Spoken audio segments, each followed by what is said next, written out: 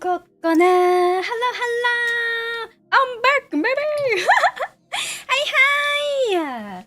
I am back indeed. It's been not that long, right? Hi. I hope everyone's had a great long weekend since the last time I streamed was Tuesday. Hello. Wait. I say thank you so much for the 15 months of membership to Lovely Coconuts. Thank you. Welcome back, Coconut. Hope you had a wonderful break. I did. And Mimi, thank you again for thank you so much for the super. Thank you. Hello again. I'm back, and you can't get rid of me. Wow. Belinda, thank you so much for the 16 months of membership to Pina Cocoladas. Oh my god, thank you. Welcome back, you're missed. Thank you. I wasn't gone for that long, right? I wasn't gone for that long, right? I missed Kokone so much, you. Ramses, thank you so much for the tip. Thank you. Oh my god. Oh, you're acting as if I was gone for like months. Holy, oh my. Wait. Dana Chicken, thank you so much for the 16 months of membership too. Lovely Coconuts, thank you. I'm glad you're back. I was running low on cocopium. Coconium. It's okay. I was just gone for like a 5 days. 5 days. It's not that. It's not even a full week. A week is literal years. What the fuck? Look, Moy, thank you so much for the 16 months of membership to Lovely Coconut. Thank you. She's back. Hello, Coconut. It's so good to see you again. And I don't even have to pay a late tax. I love Coconut. Thank you. There was never a need to pay, a late tax or anything of that sort. But thank you. I'm back. Sport Otaku, thank you so much for the 10 months of membership to Coconut. Thank you. Happy birthday to, happy belated 2 years, Kokopia. Enjoy your break. I did. Leora and I did kind of celebrate a small anniversary together RL, so it was very nice. Thank you. And Celita, thank you so much for the 12 months of membership to Pina Cocolada. Thank you. So long without Coconut, welcome back. Also, finally not a fake fan anymore. Finally, a full year of being a Pina Cocolada. Thank you. It's been 84 years. No way, it felt like a bajillion years. Oh my goodness. We remind you how needy we are? How'd you turn out to be so needy? How'd you turn out to be so needy? What happened? I don't know. But anyways, I'm back. Yay. Wait. Yay. Wait. Yay. I'm back. And I have photos. We're needy because you spoil us. It just happened. Wait, did my translator translate Leora as Leroy? Oh, Leroy Jenkins. I blame you for neediness. What the fuck? Laura, our beloved. Anyways, so as some of you, wait, actually, I don't know. Wait, do you know where we went? Did we ever tell you where we're going? I don't think so. I don't think we ever told anyone where we're going. We just went somewhere. Wait, hold on. Nope. Okay. Well, you're about to find out. Maybe. Actually, no. Should I? Wait, hold on. I'm gonna close all of these. Oh wait. Oh, spoilers. Save. Spoilers. Replace. Yes. Oh, wait. Spoilers. Well, you met DK, so we basically know. Manu Dolman, thank you so much for the sub. Welcome back, Coconut. I love how personalized? Ah, yes. For those who didn't see it, Final Ultimate, I'll use yours as an example so that everyone can see. Let's see, where is it? Ah, here. I did start putting together all of the SIM cards. Where are you? So, as you can see, they are all named and stamped by yours truly, and they are personalized. I'm going to choose a random one, closing my eyes. This one, okay. This name is available. I based off the first stamp on your icons, your I almost said Facebook icon. YouTube icons. I don't know anyone's Facebooks. But yeah, based on your YouTube icons. So for those who don't worry, I don't know any of your Facebooks. No need to worry. She knows our Facebooks. No. Just your YouTube icons. I thought it was Meta. Oh right, it's Meta now. It's not even called Facebook anymore. Oh my god. She looked us up on Facebook. That's dedication. Hello. When will your wedding with Lior be broadcasted? Oh, maybe we should do like a wedding anniversary. Maybe we should do a wedding anniversary thing. Yeah. Okay, wait. I just realized that perhaps I shouldn't say exactly where we went yet. So I might keep the photos for later for the actual trip. But like, I might save that for when Leora's fully back to streaming, so... But let me show you guys what I got from Leora. Look at these! So, as you can see, this thing here...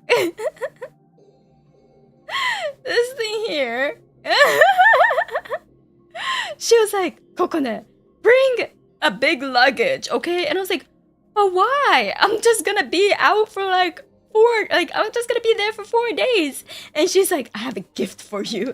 And yeah, what is that?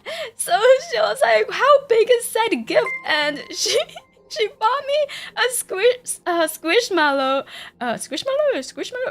that is a tapir. It's Mimir, yeah, it's Mimir. Also, Kaizo, thank you so much for the 10 months of membership to Lovely Coconuts. Thank you. I was in a dark time, breaking up with girlfriend and depressed before meeting you. Wait, you leading to watch more VTuber? Now I'm happy. Take responsibility. Oh my. I'm very glad you are happy now. I'm very, very, very glad you are happy now. But I cannot take a responsibility for making you happy. That is on you. You took the time to give yourself, the outlet that you need, to give yourself the space that you need in order to process your dark times, and you are responsible for making yourself happy. So congrats. Thank you. You don't see your card in your folder. Did you do that sign up wrong? Wait. I thought I went through everyone. It said that there was only 17 comments, and there should be 17. Let me double check. 17. Yes. Did you do it in? Wait. I will double check later. But did you do it on the sign up post? If not, if you don't see it, it is for let me double check. It should wait, hold on. I believe all 17 files should be up. It isn't in the members post. It isn't. Okay, I'll have to double check all of the comments then. But I will be posting another post in 2 days for people who don't see theirs yet. Please, or if I missed, if it's like not in the post sign up comments, it'll be difficult. So I'll double check. Yeah. But one of them, I uploaded the wrong one. Oh, that's embarrassing. Oh, that's embarrassing. Did I upload my like template that's like blank? Oh, I did. Okay.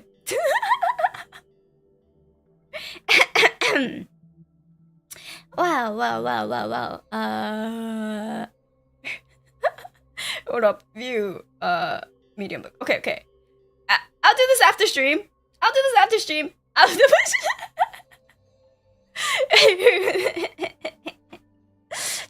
just a slight pun. Yeah. Let me write a note for myself to fix that. Let me write a note to myself to fix that. Wait, I'll just put it right here. Fix stamp. Add.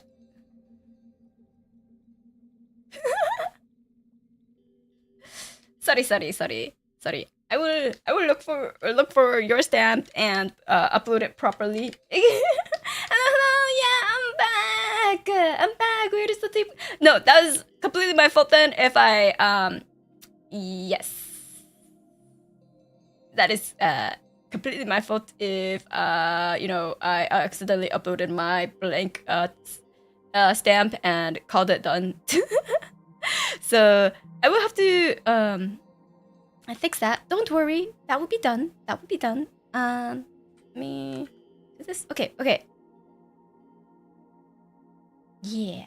I love it. Yeah, I'm glad. What were we looking at? Okay, wait. Okay, so we're going back to this. It's a secret stamp to only cool people see. Yes, it is for the pina coladas. So, I may have missed one stamp in uploading, but I will upload it after the stream. I do apologize for that mix-up. Thank you for letting me know. Eric, thank you so much for the 16 months of membership to Pina Colada. Thank you. So I will go over all the Pina Colada posts. There's only 17, so I don't know how I messed it up, but I did. So I will fix that. No worries. I will be fixing that. And then, yeah. Yeah, but yeah, Mimir is a marketable plushie, marketable squishable plushie. Aren't you jealous? Past Kokone with the sabotage. Oh, I counted 17 in the drive, and I was like, yeah, did a good job, me. But yeah, Leora bought this for me, and she was like, yeah, like, she bought this in Japan, I believe, and she's like, man, it's gonna be such a hassle to bring back, but apparently it was on sale too, and she's like, I have to buy it for Kokone. So it's gone over, you know, it's went on more flights than some of you, because it's already gone on 3 different flights. So this has traveled very far in order to come to me. And yes, don't worry, I'll get to that. I also got the acrylic standees. These are standard goods which can be purchased on GeekJack, which are available on my description. Anyways. So I was finally able to get them because for a long while on GeekJack's site they still put a standard like not available to ship to certain places, and mine was under said certain places, but apparently they still ship it now to places. So check out if you see your country, just try checking out and you might just be able to get it shipped to you. Like the order might just go through because they still haven't updated their like description and stuff yet. So yeah, and then these are the Halloween acrylics. Yeah, acrylic keychains. Yeah, they're no longer available though. So whoopsie. But you know, in the past, you may have possibly gotten a succubus me, werewolf Lofi, and a vampire Leora, which they're very, very cute. Yeah, and as you see here, it is Grand Archive starter packs that Leora has given me. Yeah! More TCG to get into! More TCGs to get into! But, I'm gonna be honest. You know, I was trying to get into Vanguard, and I did think Vanguard was fun, but at the same time, it was a bitch and a half to make a proper deck. And I've realized I still don't have a full Felty Rosa deck. I'm still missing cards. Because I brought my deck to play with Leora, and then we were counting the cards, and Leora was like, why do you only have 40 cards when you're supposed to have 50? And I was like, I don't have a full deck yet. I was like, no. I was like, ah, shit. So, I thought I had 50. Apparently, I only have 40. I should have counted before I left. Yeah. So, you know, tis what it is. Break every rule, play with that. Yeah. So, you know, it's a thing. But, and she also gave me these Grand Archive starter decks. She actually gave me more, but it got crowded, so I just put in the two that I'm most curious about, which is the Rye deck and the Diana deck. So these two are the ones that I kind of want to try making actual decks out of. So the Rye is like some mage deck where you have like really high burst, and you have to build for that burst. And then Diana's is kind of like an interesting, like you have a gun and then you have bullets. Yeah, these are obviously bullets. And then so you have to load said bullets into these guns, and each of these bullets kind of have like different functions. So that was pretty interesting. I played with this one so far, and we were watching the Grand Archive Worlds together, and this one seemed really interesting to play from what I saw. Yeah. And the thing that I also she gave me these Mimir like actual Baku card sleeves. I'm super excited. It's so cute. So cute! I'm so happy. But yeah, many Abaku stuff. So very cute. Yeah. Where is she finding those Mimirs on the wall? I know! I can't find them, but she keeps finding them. I'm like, why don't they come to me? But thankfully she always grabs them for me, so I'm very thankful. But yeah, like Grand Archive, like for Vanguard, the one issue I had with Vanguard, you know, a bitch. Oops. Yeah, bitch to get cards, get cards that I need. And what adds to this is the fact that like decks are kind of solidified. And what I mean by that is that, like, I looked up a lot of Felty Rosa decks, and they're also and all the decks that are like available for people, like to like, you know, the card like layout, the distribution of cards. There's only like one real way to build there's only one way to build the ride lines. Yeah, for the most part. Like, I see maybe a few cards here and there, like maybe one or two cards that varied, or like stuff like that. But it's all the same technically. Like basically the concept of said deck is the same. So you just have to build different ride lines is what I get for your different play style. And that gets costly, you know? Yeah, it's a very rigid meta. I guess you could say. No room for individuality. Yeah, so I was like, that means yeah. When everyone needs the same card, it makes it rough. Yeah, so then like the cards that are really good for set deck, they're gonna be money, right? It's gonna be lots of money for the cards that you need in a specific deck. Like, so it's just, oof. So cheap cards will always stay cheap. Expensive cards will just get more expensive the more the people who want to play that ride line starts building the set deck. So it used to be a lot worse in Vanguard, by the way. Hello, welcome. So, you know, in that sense, I was like, I don't know if I want to get into it get too deep into it. I wasn't sure. There was still that hesitation. Hi, Gunner! Thank you so much for the 15 months of membership to Lovely Coconuts! Thank you! Welcome back, Coconut Summer. By the way, the answer to your problem is simple. What the fuck? What do you mean, answer to my problem is simple? Crimes? Oh, no. Yeah, at least you only need to just build that one deck. That is true. Yeah. That is true. If I only ever want to build that one deck, it's just... But, like... I don't know, I kind of want to just play around sometimes, you know?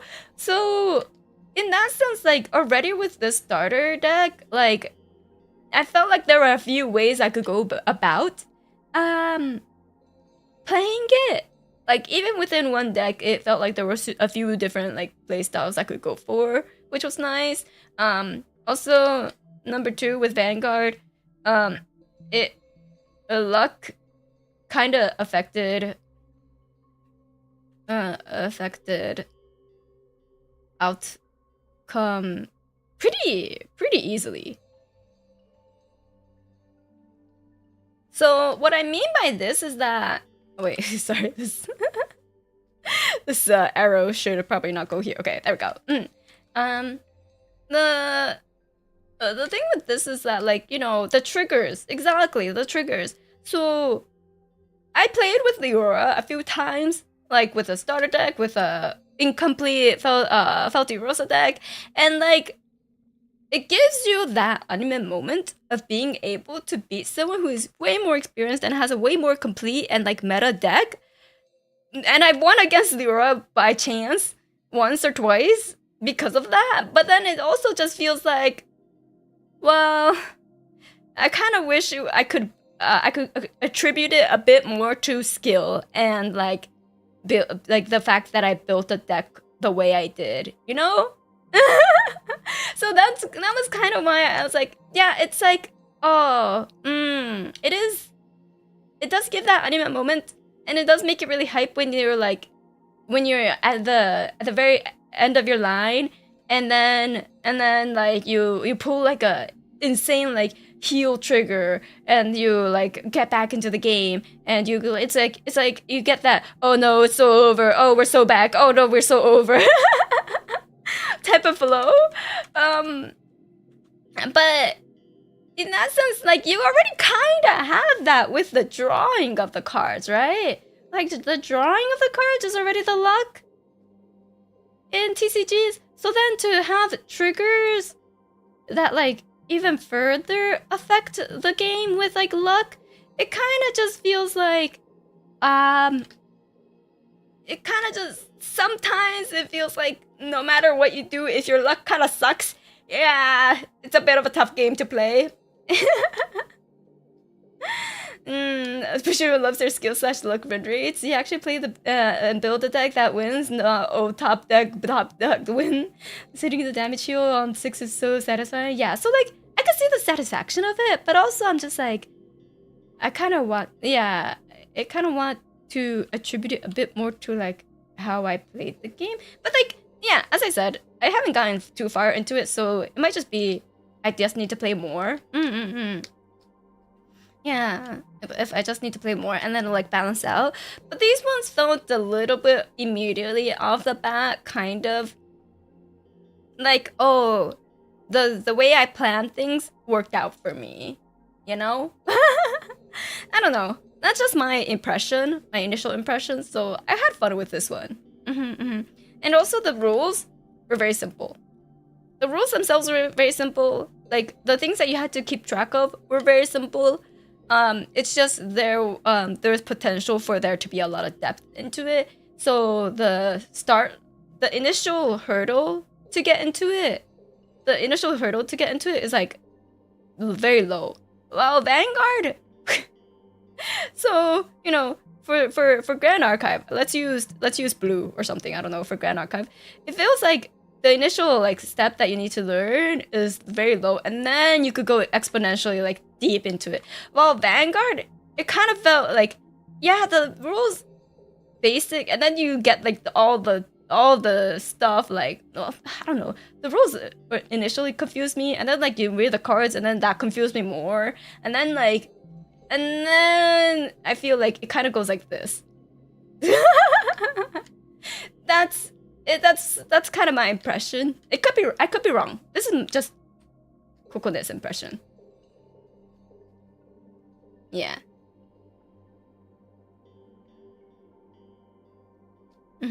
So that's the impression I got from playing the very few games that I played. So that's why I was like, I like this more.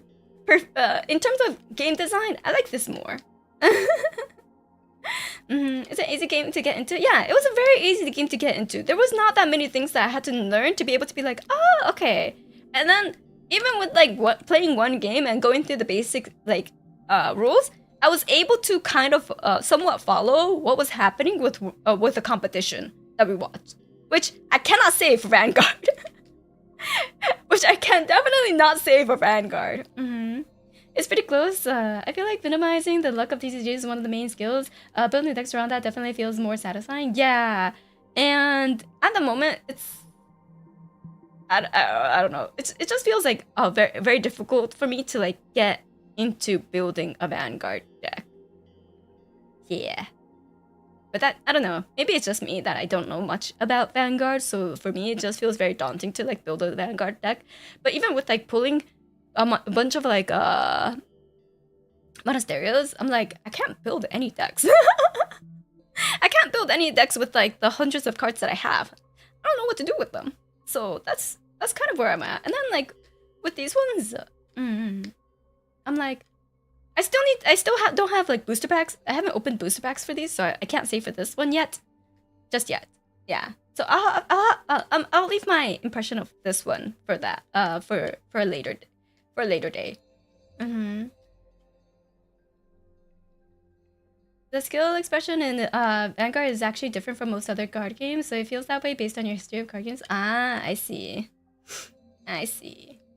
Kind of helps that there's not a lot of people who play Grand Archive compared to the others, so the price should be lower.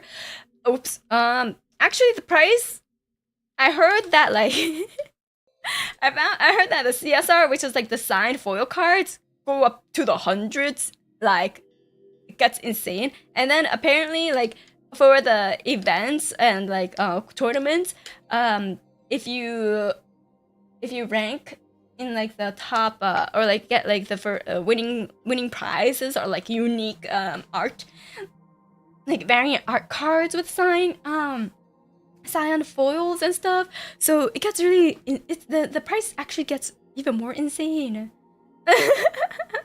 The new set is coming out this Friday. Oh, I see. The prices are worse because no one plays and cards are much more scarce. Well, shit. Well, shit. But then you don't necessarily need those. Yes, that is true. You don't necessarily need those, so it's fine. Only hundreds realizes the truth in other TCGs on it. I mean, the one that I heard for one of the tournaments, the prize apparently goes up to like 13,000, so hundreds is on the lower end. Join me, no, I don't want to get into too many TCGs. Okay, yeah, I need to limit the amount of things that I get into. You can make it to the top 8 nationals with starter deck. Wait, can I? Can I? Are you sure? But someone did recently, yeah. Hey, okay. So as long as I master, you know, you can do that in Yu-Gi-Oh too. Dang, they've only played for like a month before the nationals. Holy shit. Well, okay. So I'll go on my Grand Archive competitive adventure. I'll go on my Grand Archive competitive adventure, or something. Yeah. Chuck, talk about trusting in the heart of the cards, man. Either that or they were just so fucking smart. Absolutely big giga-brained. Oh, let me show you. Let me show you some other stuff.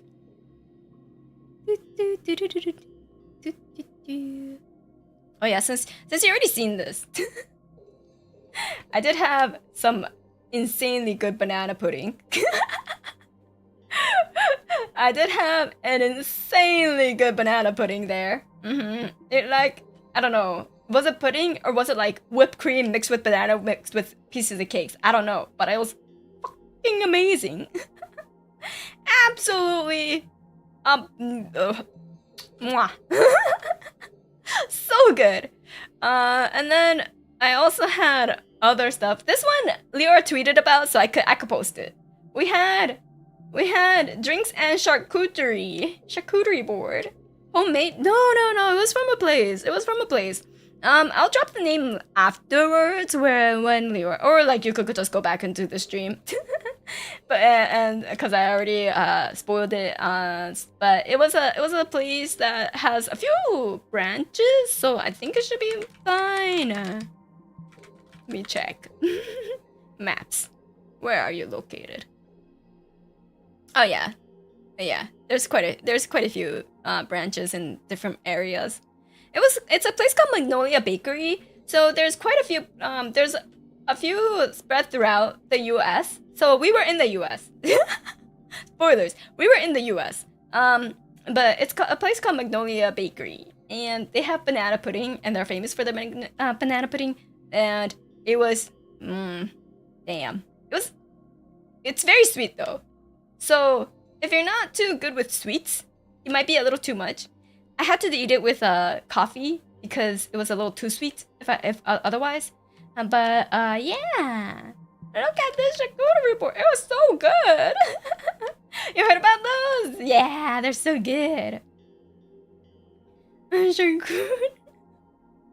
Oh my. Charcuterie? I don't know who used the term first, but it was one of you. It was definitely not me. It was probably Leora. And then this place makes one feel bougie. I know. Oh man, this like pepperoni thing, sausage thing was so good. And then these are like cranberry, like it's like cranberry sauce, right? Cranberry jam. Yeah, the salami. Yeah, the salami was really good. I usually like the, like the, hold on, like the namahamu. Wait, I don't know why I'm, prosciutto. No. Yes? I don't know why I can only think in Japanese right now. Yeah, I think I'm pretty sure I'm saying it right. Yes. Yeah. No. But anyways, I usually like these types of meats. Prosciutto. Yes, you were okay. Prosciutto. I usually like the prosciuttos better, but like this time I actually like the salami more. I think, okay, chat, I have an excuse. At the tail end of my vacation, I was hanging out with my one of my older siblings and her friends, and we were just speaking Japanese the whole time. So as well, and we were hanging out with my mother as well. So I've just been speaking Japanese for like at least 24 hours. So that's why I'm like, what are English words again? What are the English words again? But so I have an excuse, okay? Forgive me. But yeah, it was super good. These were interesting though. These, it's like apparently they're capers, but I've only ever seen like there's like those like tiny capers that are in like smoked salmon sandwiches and stuff. But these were like fucking gigantic. I was like, whoa, they're the size of strawberries. Yeah. And I was like, are you sure they're capers? But apparently that's what they are. Super sour. They were really good though. Yeah, they're humongous. And then at a glance, I thought it was olives with a toothpick in it. Nope, capers. Gigantic capers. But yeah, those are really good. The this one, I don't remember what kind of cheese this one was, to be honest. But there was the brie, and then there was the blue cheese. The blue cheese was a little too stinky for me, not gonna lie. I'm not too big on the blue cheese, but Leora loved it, so more for her. I mostly stuck with these two cheeses, whatever this one was, and then the brie cheese, super good. Went super well with the cranberry like jam thing, cranberry sauce thing. Yeah, I can't eat blue cheese either. I could, yeah, it's like I could eat it, you know. I could see why people like it, but boy, is it stinky. Yeah, the stink is where the flavors. That's the thing. I'm like, I could appreciate that. I get why people may think that, but it's a little too stinky for me. So for me, it's a little much. But it did taste good. So you know, I was like, you know what, more for the people who fully 100% enjoy them. Yeah. Blue cheese had put syrup on it. It really made me appreciate it even more. Oh, I tried it with this the cranberry jam thing because it was like, you know, blue cheese goes really well with sweet stuff. So I tried it. It overpowered this thing.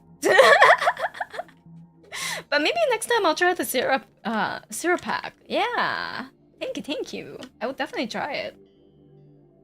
Especially that since like there's always a lot of blue cheese in like the area that I'm in, so I'll definitely have another chance.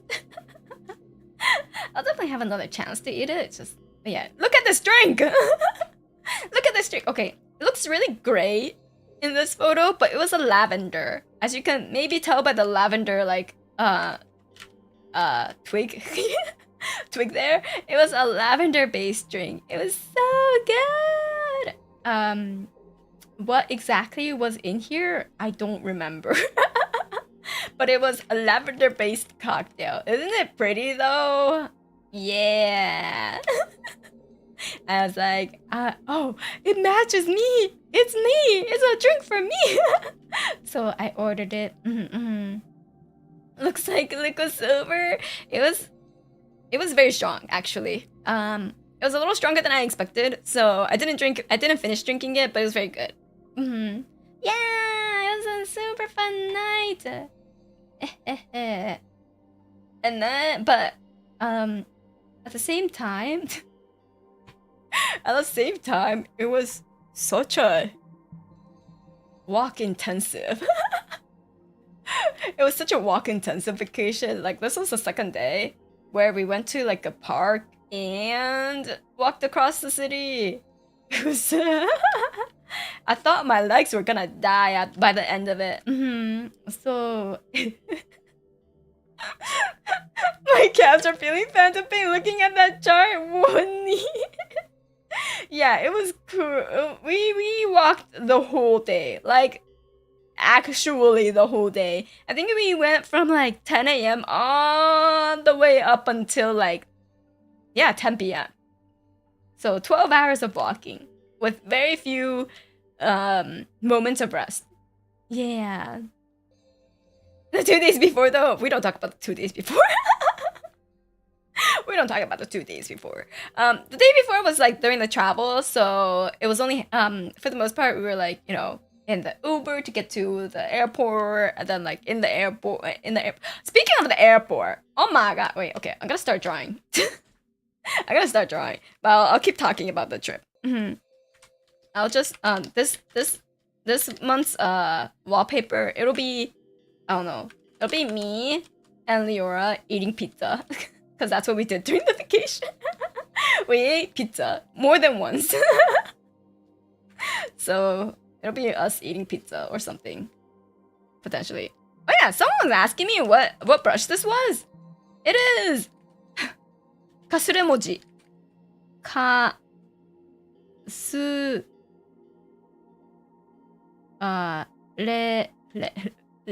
Wait, this isn't. Hold on. More, and then, oh god, was it like this? G. Kasuremoji. brush. So it is Japanese. It is in Japanese, but it is like basically like scratchy word brush, and it could be found on Clip Studio Asset Market if you are curious. So USA, yeah.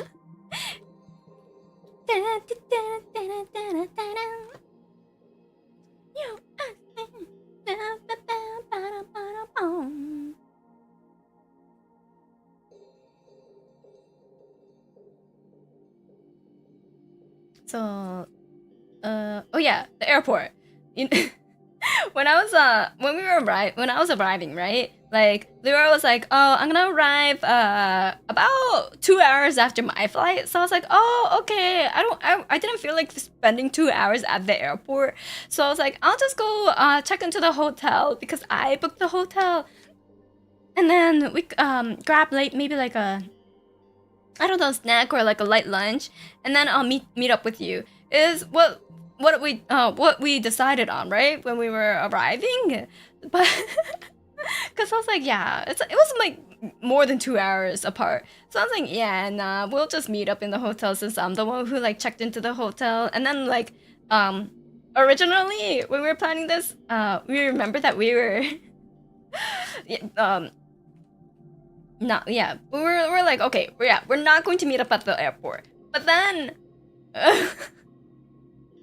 I was waiting for my bag, and I don't know what happened, but it took over an hour for the bag to go around the baggage carousel.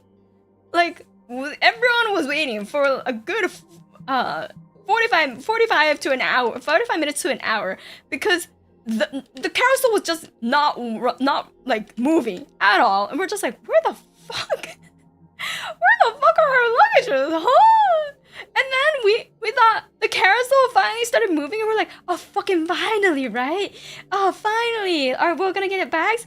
It was just one singular bag of the person who was waiting there before us. Then because they were there for a previous flight, and they were still waiting, and we're just like, no way. So after waiting more, I get a text from Lyra going like, I landed! And I was like, oh! But then like, I was like, there's no fucking way. And then I was like, I'm still at the airport. And she was like, what the fuck? Why? Hi, Rain! Hello! Yeah, it's a drawing stream. Whoa, what did I do? It's a drawing stream. We're drawing our monthly wallpaper that my members can get. Also, why is this image so big? Why is this image so fucking big? Hold on. I just need it to be 4K. There we go. Hello! Everyone say hi to Rain. She is another VTuber from Yume Plus. Which, can I spoil the chat already? Can I spoil the chat already, Rain? I said this, but you know, that can only kind of mean one thing. Yay! We're gonna do a collab! We are doing a collab next week. Wait, I was like, when's the 24th? Next week. Yes. We're doing the collab next week. Yeah, so excited. Yeah. So you can expect to see Rain here again next week on the 24th. And then we'll be a drawing collab. Yeah. So hopefully everyone will be excited. I will keep like what the content of the drawing collab is for when the actual collab happens, but it will be drawing based. Yeah. Drawing with a cool dream goddess. Rain. Yay! So exciting. But yeah, So that happened when I was arriving. And then on the way back from the vacation. So the way back, there was no delays, right? Oh yeah, I forgot to mention, on the arrival, my flight was also delayed, which added to the reason why Leora caught up to me. Leora caught up to me when she was supposed to be like 2 hours behind. But on the way back, there was no delay, so I was like, okay, great, awesome, perfect. The flight went well, you know. Compared to the flight 2, it was so smooth. The flight 2, the vacation, we had such major turbulence. Like, I don't know if anyone's ever experienced like major turbulence before, but I think that was the biggest turbulence I've ever experienced, where literally all of our butts lifted off the seat due to how bumpy it got. And like everyone's tables started like flipping over, and like cups were in the air, and I believe one of the stewardess actually got hurt because they were still going around. Yeah, it was pretty crazy. Like apparently they were getting first aid in the bag, and I was like, holy shit. So that was a thing that happened too. But luckily, the way back, you know, there was a few turbulence. It was like a little bit where you would probably get motion sick if you're like, you know, still reading a book while that whole shaking was going on, but it wasn't anything like that.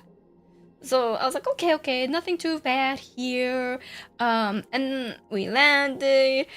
We spent like 30 minutes just taxiing though, because there was like problems getting to the gate, and then people had to rush for their connecting flight. Thankfully, I didn't have a connecting flight, so I was just like letting people that had connections go through. It was so, I was like, man, these flight attendants are so fucking trolls, because they're like, there was a few flight attendants like guiding people to, you know, the connecting flight area. And while some of the people were like kind of like walking briskly, so one of the people at the side were like, anyone with connecting flights? And they were like, me, and they ran back towards that flight attendant. We were in the hallway, right? And there's these people that are like briskly walking this way, and the flight attendant people were like here, and they're like, anyone who's like connecting flight? And they're like, oh, they're talking about me. So they started going back there. But then they're like, yeah, I have a connection. And they're like, oh, well, you should be running. You should be running. And they're like, oh, okay. So then they had to go, they just had to go back to where they were going and start running instead of like briskly walking. And I was like, was that really necessary? Couldn't you just have been like, people who's like, you know, connected, please hurry, please run to your connect. Like, they waited like a good 5 seconds to be like, you should be running. I was like, oh my god. Jeez, the poor people just already in a panic because they might miss their flight, and then the people there are just like being like, hey, well, good luck, you should be running. After stopping them, I was just like, geez, oh my god, I would have punched them. That sounds like a threat. I mean, yeah, I think potentially it was kind of a threat, but yeah. So I was just, you know, walking just normally, letting the other people pass that are rushing towards their connecting flight, and going through customs. That was perfectly fine. And so I was like, okay, great. And then the bag, I went to the baggage carousel. The baggage carousel started running immediately as I got there. So I was like, amazing! I don't have to wait an hour. But then all the baggages came and mine wasn't there, and I was like, huh? And then I saw in the I got a ping from my phone going like, your packages has been dropped off in the oversized baggage area. And I was like, that's weird. My package is definitely not oversized. So I went to check, and sure enough, my baggage was there, except my baggage was like, okay, so like, let's just say this is like your normal ass baggage, right? With the wheels here, and like this is the Like mine also has like a little flappy thing right here. So it should have been like this. It should have been like this, right? Just everything closed. But no, like this part, the zipper was all undone. So like you saw part of my like, you know, the Squishmallow plushie. It was like sticking out already, and then like some other stuff was sticking out. And this part, like the zipper was still it was still together. But they like ripped the zipper open here, so like my clothes were like hanging out. I was like, what the fuck? Like there was like clothes sticking out already, and I was like, huh? What the fuck? Ah! So I had to check to make sure everything was inside. It was TSA. Yeah, TSA was checking, but like literally the thing here, it says like, even if like it's locked, it says TSA and then certain number of like which key they need to use to just open it, right? It literally says right there in big bold letters what they needed to do to open it, and it's TSA approved, everything. And they still decided, nah, we're just gonna fuck up the zipper and just like burst it open on the side. And I was just like, ugh. And then there was like raining or something. I don't actually. I don't even think it was raining, but it was like wet, and I was just like, ugh. So, I put a complaint, but I don't think anything's gonna happen from said complaint because you know how it is. Unless they're getting threatened, nothing will probably happen. And in front of me, there was already someone who was like hella angry, and were like, if you don't find my luggage, you're gonna pay me, right? And I was like, okay. I don't think my thing will be taken seriously while someone's threatening to sue them at the moment. So I just like went on my way. I was like, at least nothing's stolen. at least nothing is lost. They never use those keys. How much compensation? Zero. Nada. Nothing. Nothing. In the end, I was able to fix my luggage. It, you know, just had to like zipper it all the way back open, and then zipper it all the way back up, and then it was fine. Technically nothing got damaged, so I was like, you know what? They're not gonna do anything for me. If nothing's broken, nothing got lost, and they're gonna just be like, well, what's the problem then? So I was like, yeah. That's probably what's going to happen, so I will just, you know, not even stress about it. It sucked, and I sure wish it didn't happen, but I'm not gonna make that my whole life for like at least a few months. Always make an inventory list when traveling. Yeah, gotta always make an inventory list. I think I'm like, I didn't really bring too much, so I'm pretty sure everything's fine. So at least there's that. Yeah, eventful. Wait, which way am I? Okay, this is not me. This is supposed to be Leora. This is supposed to be Leora, and then this is supposed to be me. Okay. Sorry, I'm like doing it in really big blobs because like I don't wanna. I need to plan out the big shapes first, and then the way I eat pizza is with a plate here. With a plate here. Actually, I kind of just like fold it with the paper plate. Dude, I don't know how people eat their pizzas, but for me, I fold the whole pizza with a paper plate, and I hold it like this, and then make it like a kind of like a paper plate taco. That way, the pizza is folded. The plate is also like keeping my hands grease free.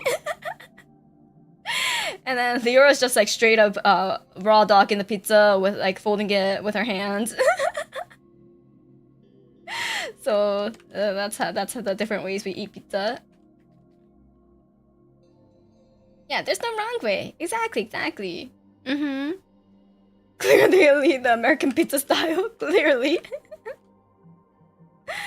So I do it like that, and then I'll do my hair in a low ponytail because I I cannot eat anything with my hair down. It's very difficult. My hair just goes all over the place, so I always have to tie my hair when I'm eating. Did I do the Lyra method? My sister's wild rolling the pizza into a burrito! Whoa. Wait, with these pizza slices, the fucking burrito would have been like this big. It would have been like half the size of my face. So unfortunately, I can't do that, but that's an efficient way. Definitely an efficient way of eating.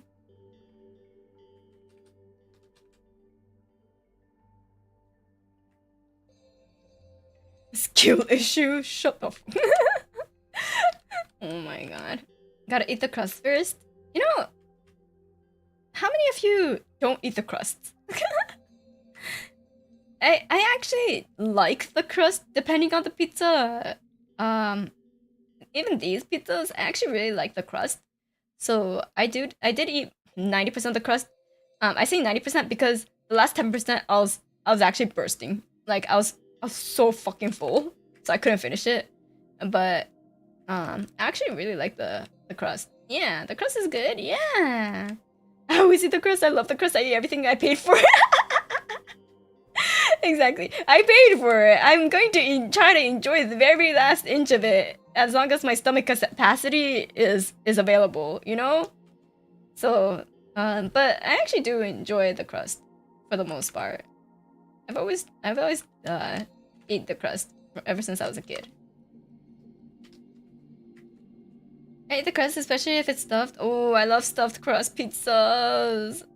I don't see it too often these days anymore, though. I feel like it's gotten rarer around me. I don't know if it's like an actual thing that if it's actually getting rarer, more uncommon. I don't know if it's actually something where it's like getting more uncommon, but like for me, like I don't see it as often as I used to. Crust equals free breadsticks. True, I eat the crust the crust is the only part I eat with the dip. Oh, I love dips too. I love garlic cream dips. But those only comes in like they only have those in like the pizza chains. So we didn't have any dips for the places that we went to during this vacation. Wait, dip with pizza? Yeah, like if you go to like a chain, they usually have like those like garlic cream or like what else do they have? Honey mustard dips or like ranch dip. You know, don't you? Garlic butter. Ooh. We don't have any dips here for any of our pizza chains? Really? No, where's the garlic butter dip? Nah. I've never seen that no matter where I go or if I've eaten pizza. No way! Oh my god, is it just an American thing?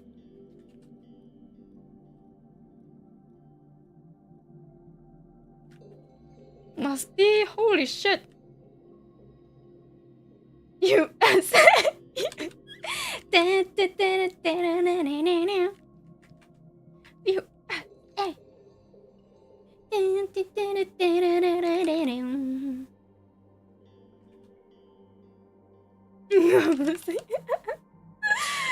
No one's out.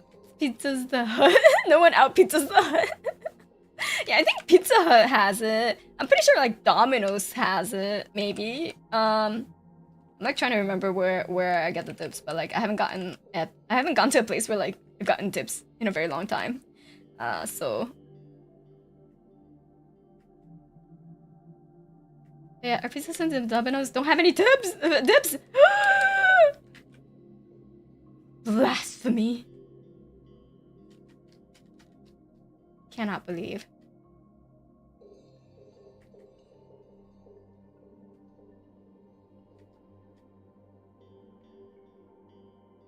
Oh wait, actually, maybe I should do this so that you can actually see the cheese string. Oh, the cheese string was so nice, and for the pizza places we went to, you could actually get like the full like string.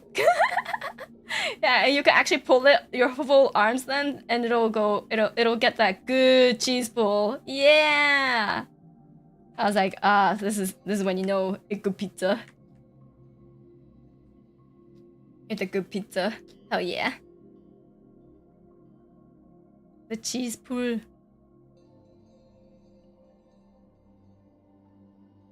Oh yeah, that's the good stuff. Hell yeah. I think people would prefer crustless pizza. Crustless pizza! The fuck even is crustless pizza? Where are you gonna hold that? Where do you hold the pizza? Just from the bottom? Actually, probably.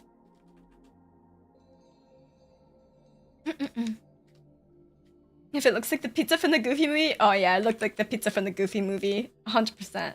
Gooey, gooey cheese.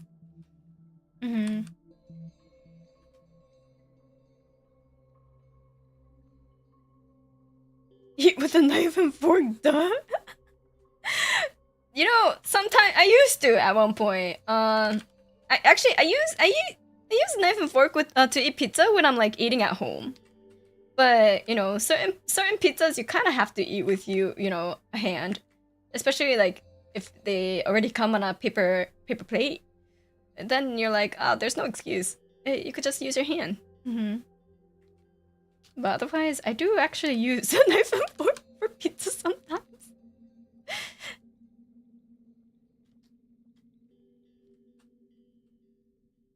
Have you ever made homemade children pizza by using tomato sauce and bread slices and shredded cheese? Of course I did! Those were like the easiest things to make for my mom. So when we were kids, she made those quite often actually. She would make like a huge pot of marinara sauce, and then just every day put a bit of that meat marinara sauce, and with shredded cheese and bread, and call it a breakfast. And we're like, you know what? It's great.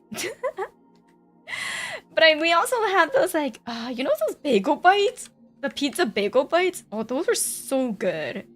I don't know what. I can't explain why, but they were so fucking good. Wait, what outfit was I wearing this time? I think this day I was wearing this outfit. This is the outfit that DK saw me in. So this is why Lyra was calling it fan service. It was a very low cut outfit, I suppose you could say. It was a low cut crop top. The bark outfit. It was the bark outfit, I guess you could say.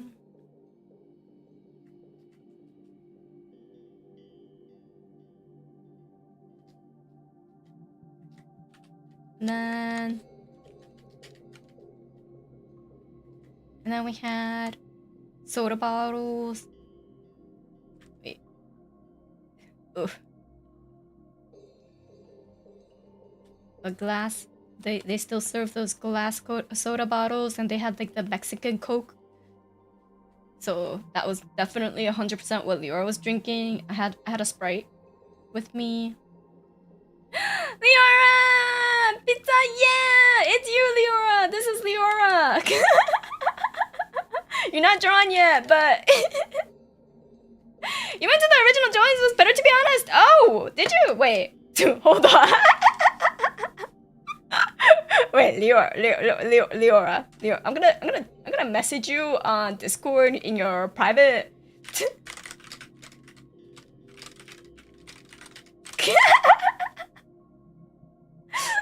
I was like, yeah.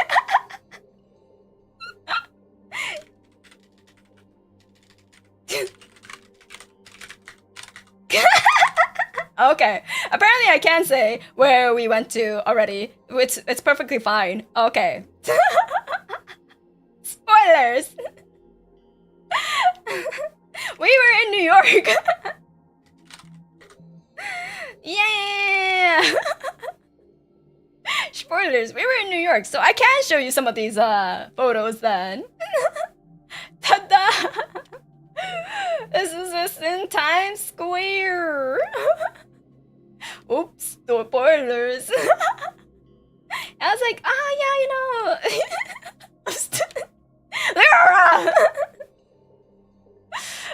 But yes, we were in New York. Look at us. Are we cute? So cool. Yeah. So this is Pizza Joe's. Yeah. We did see the portal to the Dublin. We didn't take a photo with there, but we did see. But we also saw this Gundam aerial. But I was trying to take a photo of it, and we went there at night. So the only photo I could take without my reflection or anyone else's reflection just got this like big ass like US flag as a sensor for the chest. This is the only photo I could manage to take, okay? Without like doxing like people around me or like other reflections. So I was just like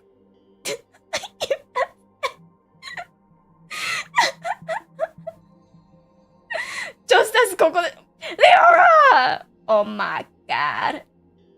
Oh yeah, but we gotta hide the Gundam boobies? Yes. So the day that we went to just the 0 coconuts with American flags, holy fuck. Oh, okay, well, I suppose I should do that, right? Here you go. Where's the red? There we go. We got the sensor right here.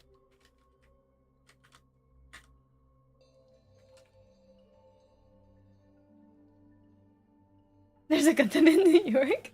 Yeah, there was like a person-sized Gundam, but we never went back to that store. Yeah, we forgot about it.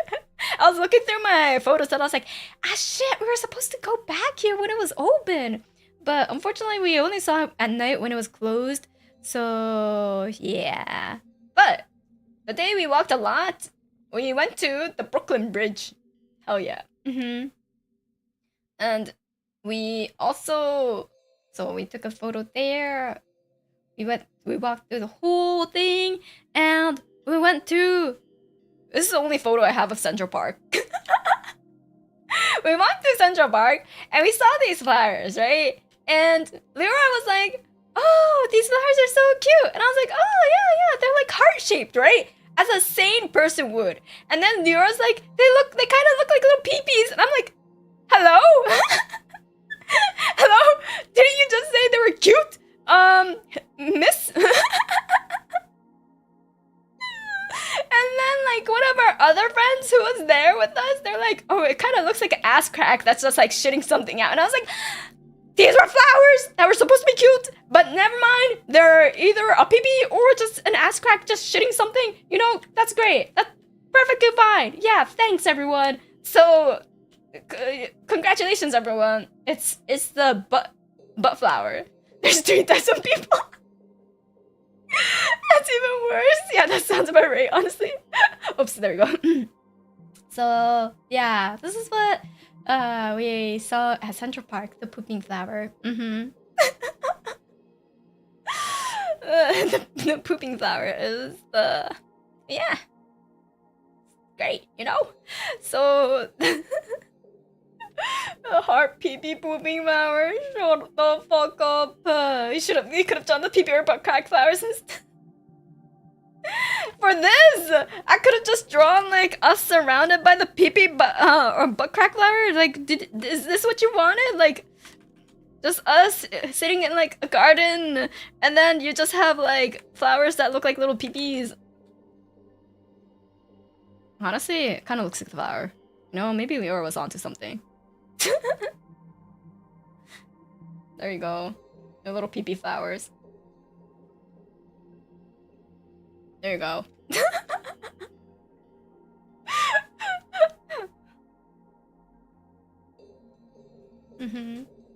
I came back to Report Street. It's always when Leora comes into the stream. But yeah, definitely never with me. Oh yeah. Here's the photo that I was gonna show of Joe's Pizza, but then I was like, oh wait, it'll dox where we were. You complete each other? What? You heard me, Leora! I knew you were still there! them. It's you. Why am I taking strays? Are you taking strays or are you just taking what you deserved? You're the one who called them pee-pee flowers, not me. I was like, they look like hearts. Is that really? Can you really say you're catching strays when you're the one who instigated it? Oh my. But yes, we also went to the National History Museum. Yeah! No, Natural History Museum, not National. Natural History Museum. Yeah, which is a museum that I actually haven't gone to in a very long time. I try to, cross out any people just in case, there was a coconut or a Palkri in there, just to make sure that you don't get doxxed on my stream. So, if anyone was here, you're safe. I got you. Sky! Hi, Sky! Welcome! Yeah, it's a big... Well, this thing is huge. Like, if you just see, like, the scale of, like, person A that's, like, marked off. Wait, I can't even tell where the head was supposed to be. It's like this size. Like, this is how they would... The size they would be. So it's, like, this big. It's huge. Hi, Sky! Hi! And, for anyone who visits New York or, like, travels to New York, I highly recommend going here. It's incredibly large. So it does have, like, a lot of, like, art pieces that were from history. It does have a lot of taxidermy animals from all over the world. And dun, dun, dun, dun, it has fossils! Actual dinosaur fossils! Let's go! So this was the reason why I brought some of our friends who never went to New York to here, because they've never seen real life dino fossils. Yeah! So I was like, you have to see them. You gotta see them. Look at... Well, this is not dino, but I thought this was really cool. But yeah, actual dino fossils. Hell yeah! So, and then I wanted to show you guys this fun kick. I don't know, but I thought this one was so hecking. This guy was so weird, so cute, but also so weird. I was like, I gotta show chat. It's a long boy. Pee-pee with eyes. What kind of peepees do you have? What kind of peepees have you seen? This looks a little diseased. That smile, that damn smile. Oh my god, literally me. You don't want to know. Ew. Oh man. Oh yeah, I remember that from the second night in the museum movie. Have you guys ever stayed like a night at a museum? I actually have. It's so cool, and I actually have stayed at a place with fossils. So, highly. I think that happened when I was a scout. So, if I think you're all a little too old to join a scout these days. But did you see Ben Stiller? No. But if you ever have like younger siblings or like small cousins, 100% would recommend pushing them to like, take part in stuff like that. Yeah, I was a scout. I learned my survival skills. I learned about museums and history. Yeah, I sold them Girl Scout cookies. So those are some of the photos that I wanted to share. I did have more photos of like the Bronchiosaurus, the T-Rex, but the photos were a little iffy, so I decided not to show them. For those big fossils that are like the highlights of the museum, I think you should go there and experience it for yourself. Yeah. So I'm just saving you from getting spoiled in that grand like reveal of when you actually step into that museum and you see them for the first time, like on for yourself. I think you don't quite grasp how big they are until you actually see it and experience it. Girl Scout cookie Kokone. I've been to a place for fossil. Apparently you can't go to the retirement home as a what the? Kokone funding for all our plane tickets to New York. Wait, what? No! No! I can't fund everyone's plane tickets to New York. But you know, if there's a local museum or like a local-ish museum with dinosaur fossils or like fossils, you should definitely check it out. Yeah. I like this museum though. Well, I think you should you know, save money and definitely try getting a plane ticket yourself. Hi, hello. That's so cool that Kokone is paying for us to go to our local museums. You fucking wish. I only paid for Leora, okay? I paid for Leora's tickets, okay? Just like how she paid for my ticket to go see. Oh, I forgot to talk about it. The day we arrived, we went to see the Gundam Seed movie. And she paid for the tickets, and I was like, Leora, are you sure? Like, I don't need to have watched Gundam Seed in order to, like, you know, get what's happening in this movie.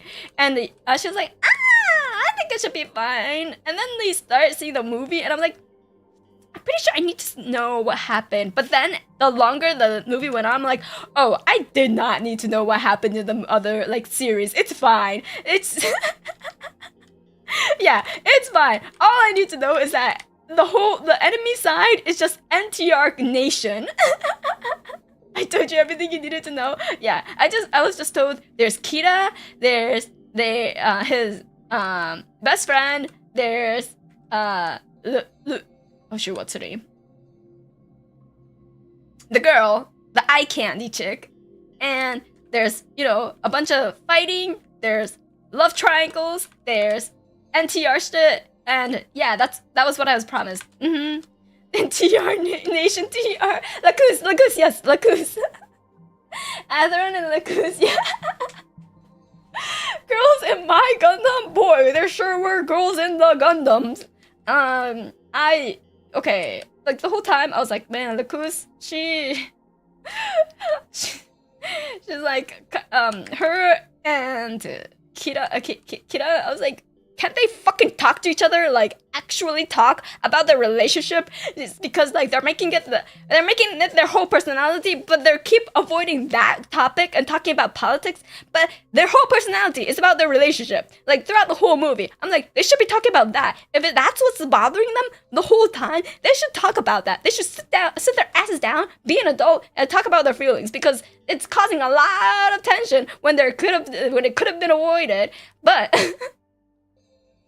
but no, they had to be like, oh, she's too good for me. Oh, he's too good for me. I don't deserve.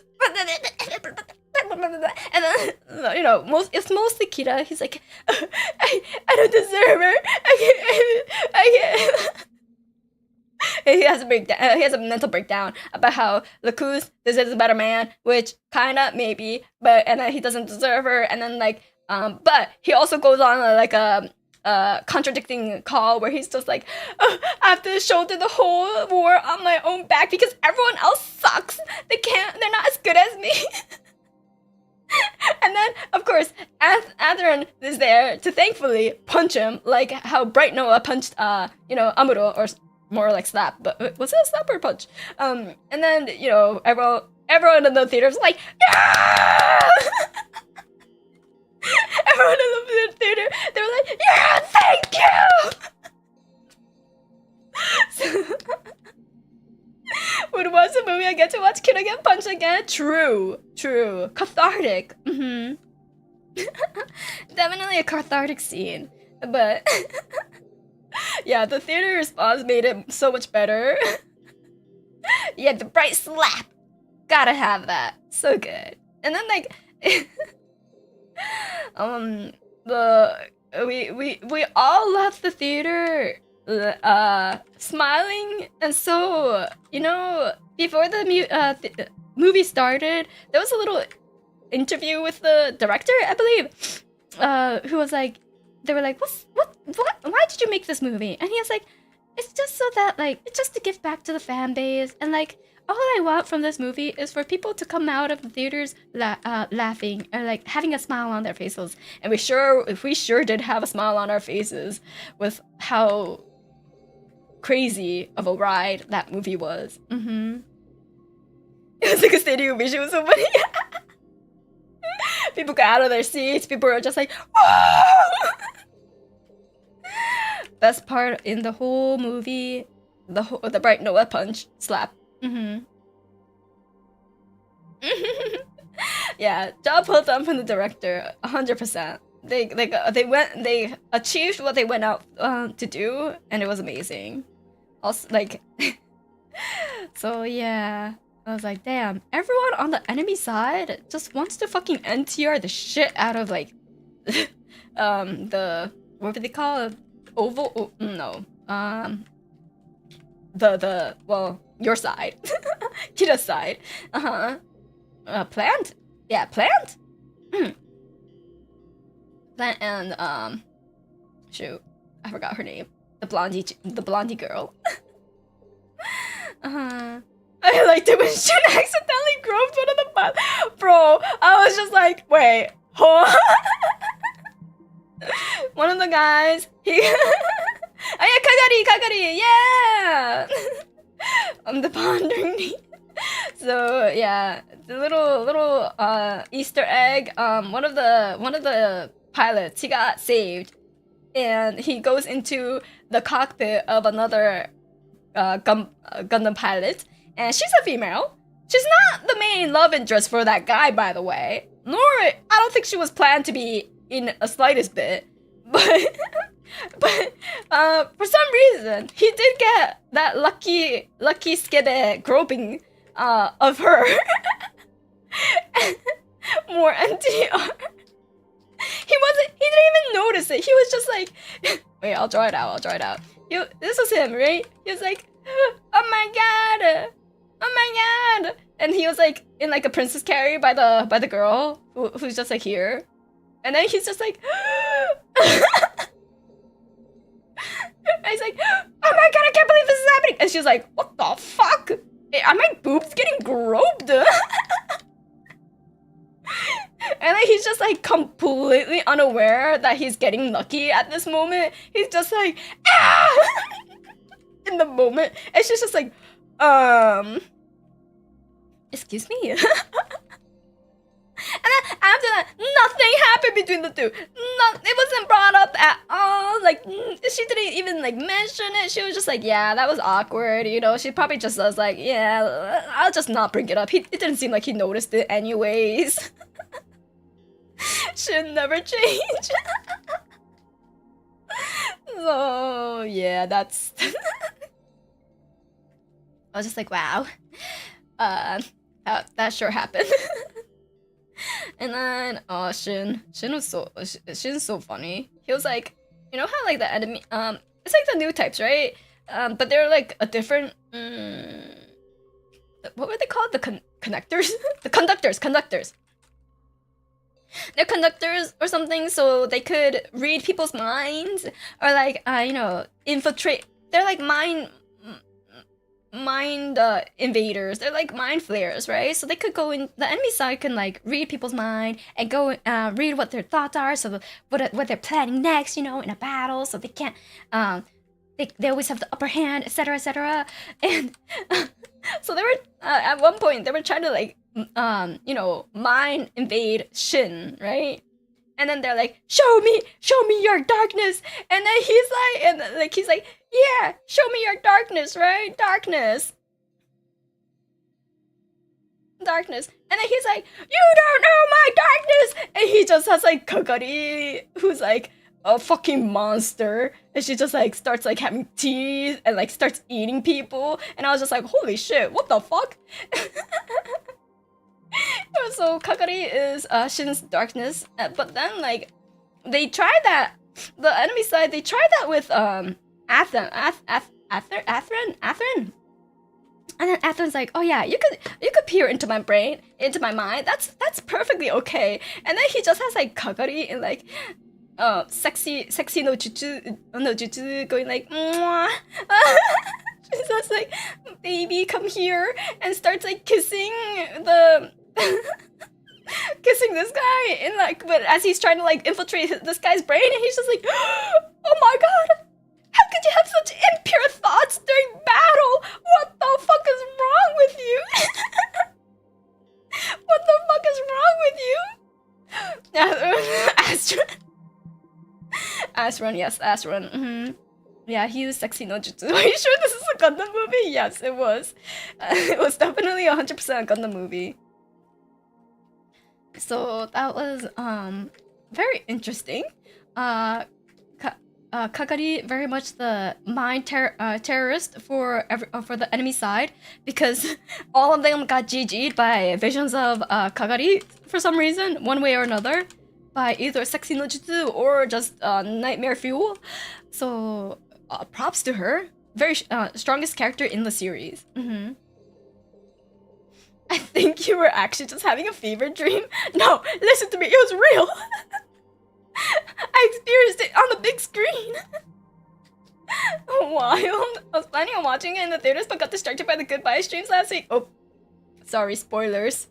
Sorry, spoilers. I will say, you can see great, a very, very out of pocket fan service on the big screen if you go and watch it. So I don't know if it's still in theaters. But if you go and watch it in the big theaters, there's definitely an insane amount of fan service at the very last bits. So yeah, it sure took me by surprise. I was just like, oh, that's where the fan service is. I see. I thought we were in the heat of battle, but I see that's where the fan service is. Holy shit. And you know, until then, it was fairly tame. There wasn't too much fan service. Like there was some, like where Lacus gets like pushed down, and it was just that weird, uncomfortable, like, you know, the whole My Valentine scene from like the Cowboy Bebop movies, except a little less sexily done. I was like, this is just uncomfortable. But then, like, yeah, there was a whole scene. You know, thank you so much for the super. Now we finally know who the Bikini Squad is for. Oh my god, the Bikini Squad. It's just Lacus. It's just Lacus. She's carrying the whole Bikini Squad. Yeah, Lacus in her Gundam pilot outfit was wow. Sure was a thing. Well, the original did have a van full of sexy scenes. I never watched the original.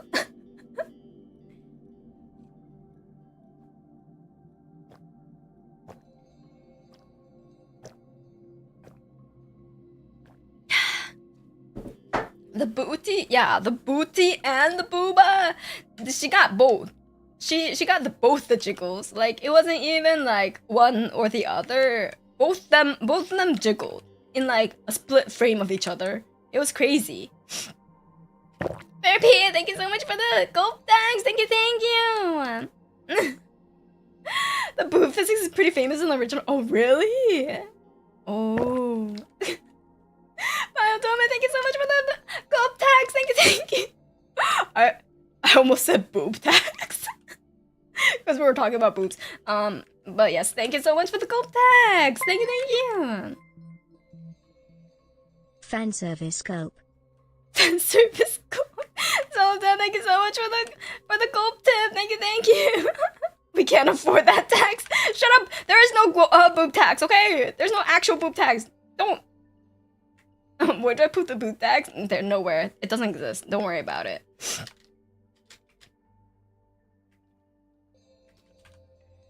Wait, hold on. I haven't gotten anywhere with this drawing because I was too busy talking about the Gundam movie.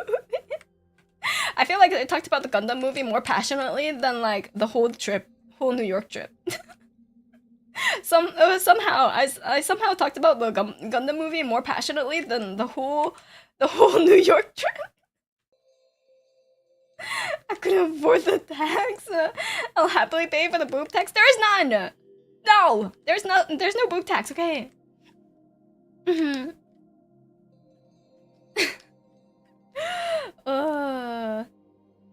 What color should boob tax be, guys? No, there's no color. There's no color associated with the boob tax. There's nothing. There's no such thing as a boob tax. You don't worry about it. Okay.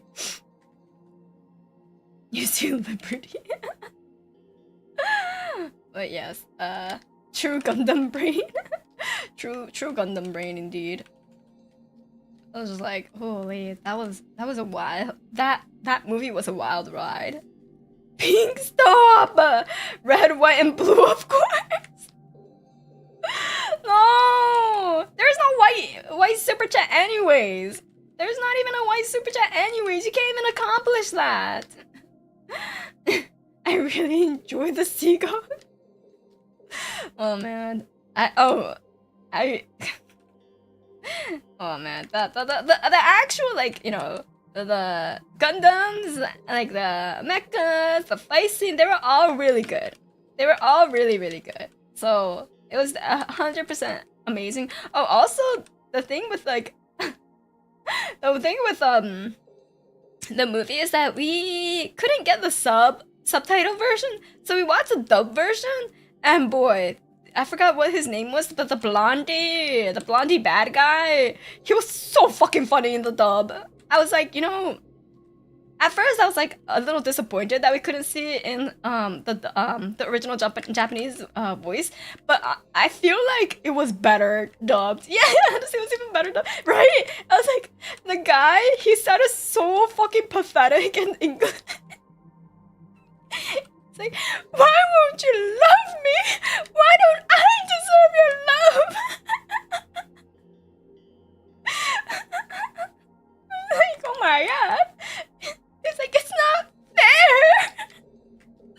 I was made for you.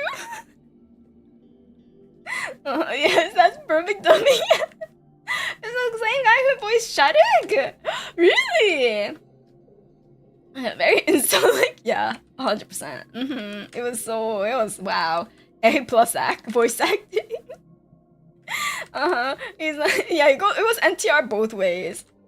But like, he even when he was trying to seduce or like woo the Coos, he was like, the flowers have blossomed to just to welcome you to our nation, and he's like, are they to your liking? And she's like, well, yeah, they're very pretty. He's like, good, for if you did not like them, they would wither in shame. And I was like, pure cringe, but I love it. It was like, oh my god. Oh my god. Is that supposed to be, you know, is that supposed to be good? Is that supposed to make you blush? Is that supposed to make your heart go doki doki? Surely it... I gotta know. But yeah, that sure was a ride. 10 out of 10. Would recommend watching in dub. Doki doki from cringe. Yeah. Wait, what was the Liara wearing this day? Okay, I think, what kind of outfit was the Liara wearing this day? I think I know. Wait. I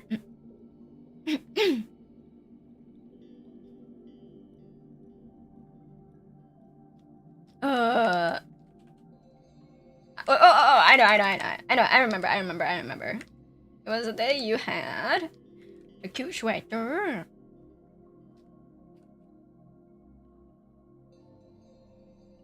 You're wearing your airport outfit. Oh shoot, yeah, this was the day after. You were wearing your airport outfit. I was wearing my airport outfit. Oh shoot, what was I wearing? I wasn't wearing the fan service outfit. I was wearing the very simple outfit. Oh, okay, you know what? I'll keep mine as a fan service outfit because it'll look better for the monthly wallpaper. But here, I'll also change Leora's outfit to that day's outfit. I'll also change Leora's outfit to that day's outfit because I don't fucking remember what her airport outfit was. Mm-hmm.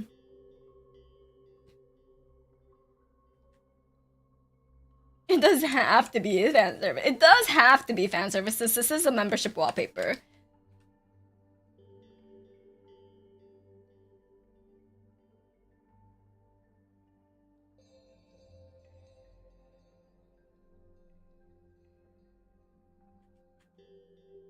So I will keep it as that. And then Leora's outfit, you know, I truly cannot remember what her airport outfit was. Cause I feel like I mostly saw her her wearing the jacket, so I don't remember what was underneath that said jacket during the airport outfit.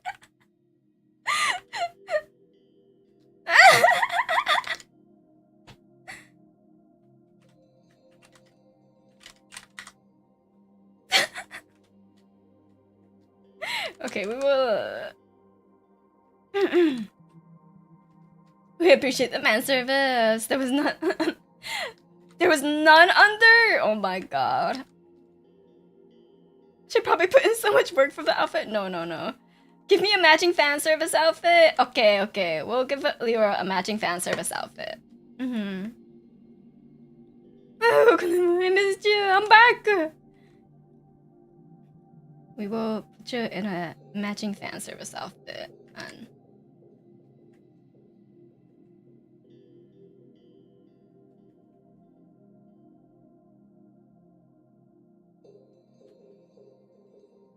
And just nothing under the bomber jacket. Oh my god.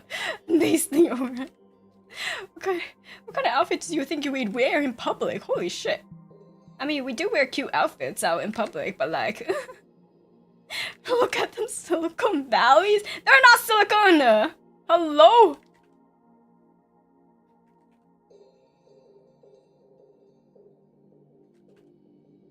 We'll give her them big hunkers.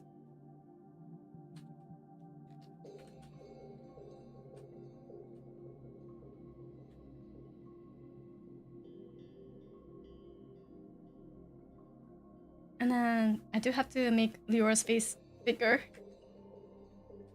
because they are quite small right now compared to mine. Wait, are they? They are kind of bonky though.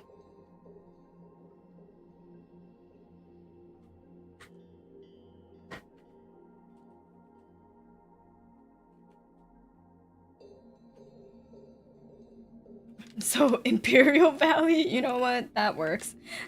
You could call them Imperial Valleys. I guess. I suppose. Yeah. You know that sounds more epic, maybe.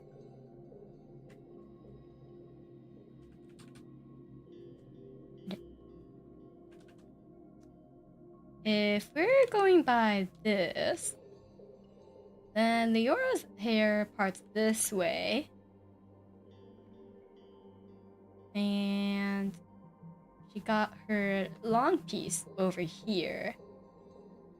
But honestly, I might put Leora's hair... Actually, no, she kind of lets her hair down the whole time. So I will leave Leora's hair down. She has the magical power of being able to eat with her hair down. Meanwhile, me, I'll just get sauce all over my hair. She has the magical power of being able to eat with her hair down.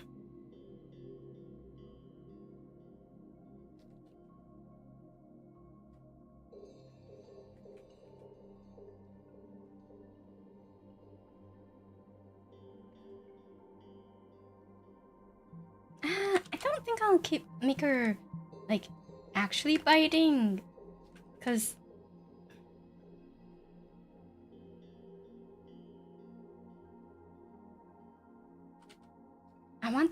I feel like, you know, there's not enough interaction happening. Hold on. Give me the sauce. The sauce adds extra flavor. Sauce is being damned. No, sauce!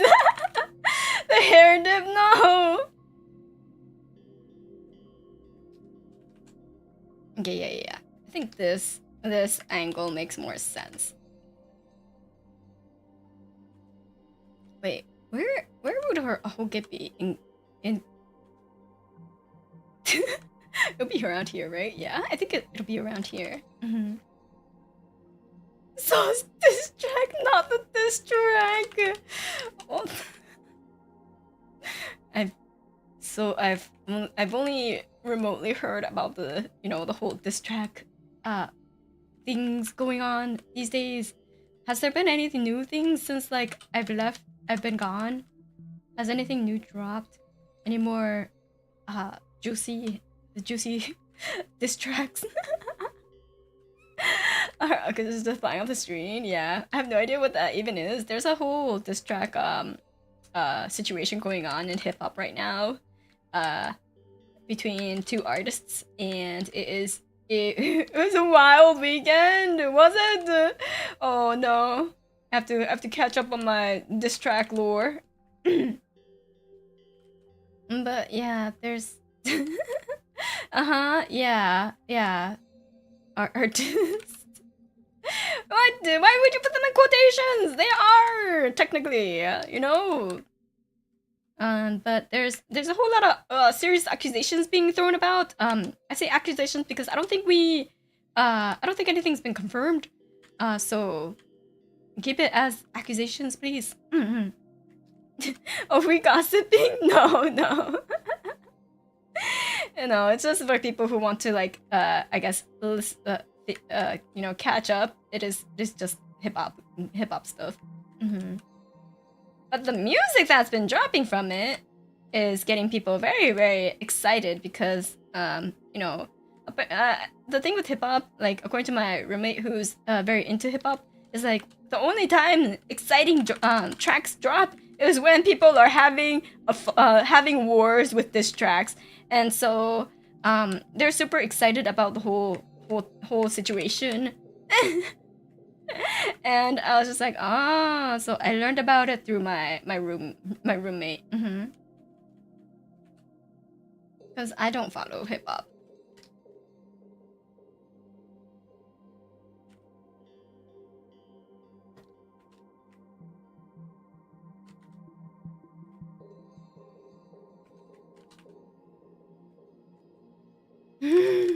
You know what? That makes a certain amount of sense. That's it. You ever watch 8 Mile? That's the same principle. Yeah. That's the example my roommate gave. They're like, yeah. If you ever seen like Eminem, yeah, the whole 8 Mile, they're like, that was fucking fire. V&U rap tournament would be fun. Imagine V&U rap tournament. Mita would go crazy. Mita would go on a fucking rampage.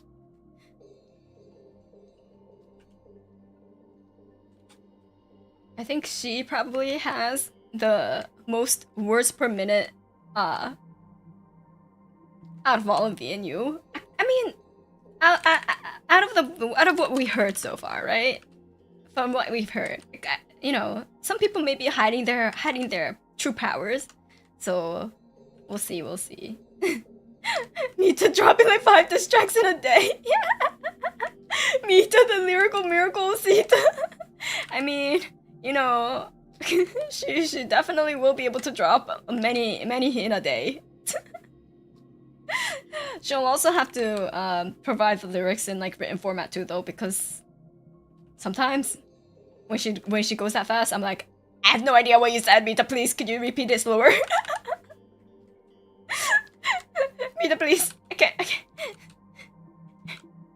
Drop the VOD. That'll be her the first single title. But yeah, that'll be fun. I do want to I do have like a lot of ideas for streams, so I do want to host them. I'm slowly in the works of one of them, which is, yeah, it might be June, mid-June when I'm able to do it, because I was trying for late May. Rhino told me thank you so much for the 1 gift of membership. Thank you. I really appreciate it. Welcome back, Yurikago. Aren't you always? I mean, yes, but yes, but there is one thing that I was aiming for late May, but I think most likely it will be June. Yeah, because I still need to write up everything and then get people to like start doing some submissions. It's going to be a submission based thing, so we'll see how that goes. We'll see how that goes, and if it goes well, I'll try to do more along that format, and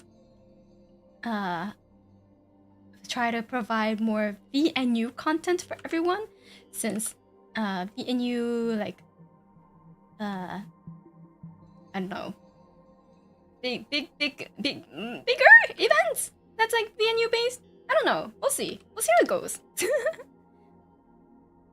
All right, she has bangs just going this way. Oops.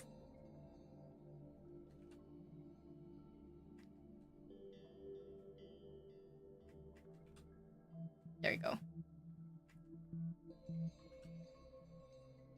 VN, getting VN. What? Like a rap battle? Okay, rap battle. I don't know much about rap battle, so I probably wouldn't be the best person to host said rap battle. But I do have something that I'm planning, and I need to plan like prizes. Yeah. Which I don't know what to do yet. So I need to plan prizes, and then I need to plan out exactly what the structure will be. And then I could start getting submissions and then host it and see what kind of assets I'll need to prepare. But yeah, that's the type of larger events that I wanted to plan. I don't know. Preparing their off-kai rap battle. No. Please, I'll die.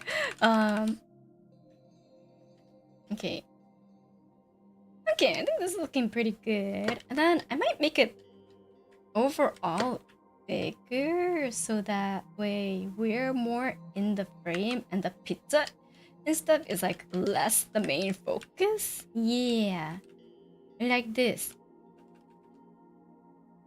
And wait, hold on. Cancel. I'm gonna put myself closer. Wait, hold on. Cut. Closer, and then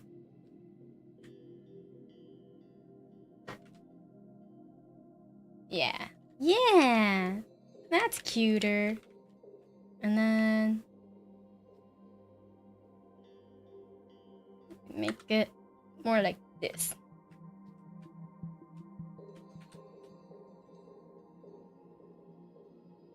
That's a better composition, I would say.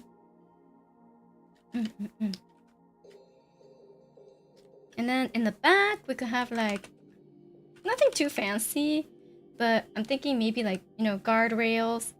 And so I don't think the place we went to had guardrail, or maybe, you know what, we'll put like little like bushes. Yeah, little bushes. We'll put the PP bushes. You know, that's fine.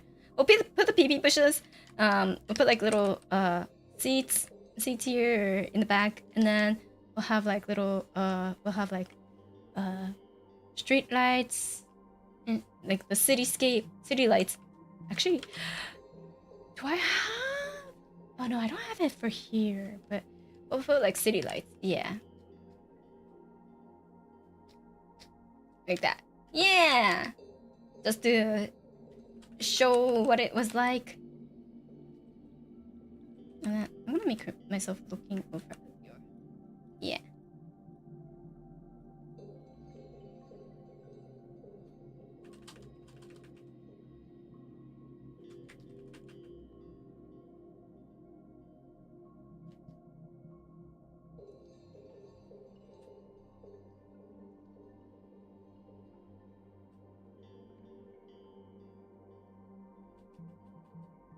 Yeah. There we go. Pretty, yay! And then I'm just going to plan out a little bit of like the lighting. It's gonna be obviously going to be a lot of red lights because, you know, traffic and everything. Damn, Kokone, that's a huge taco. It's pizza! I just use a paper plate to like fold mine. It's lower accurate, so that's how I eat my pizzas.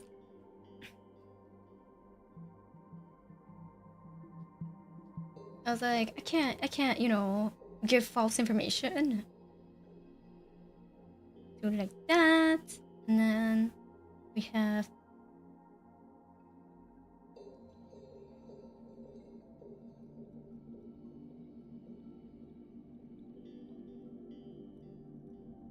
taco pizza is a thing that exists. That's true. Taco pizza is a thing that exists. So I'm just having a taco pizza, except it's not really. But you know, it's not that absurd.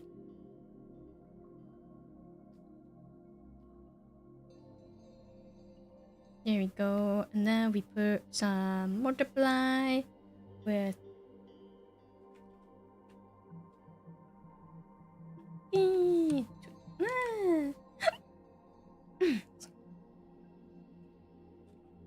This.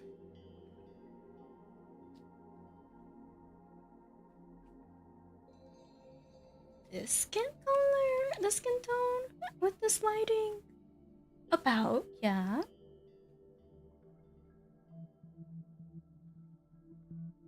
Yeah, that's about right. And then Lyra is actually paler than I think. Wait, is she paler than me? Am I paler than her? Which one? Oh, she's a little bit more warm toned. That's about it. We're pretty similar. We're pretty similar in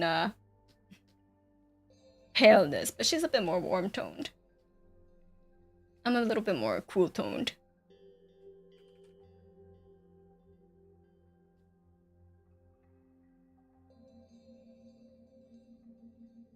You guys didn't compare? I mean, not really.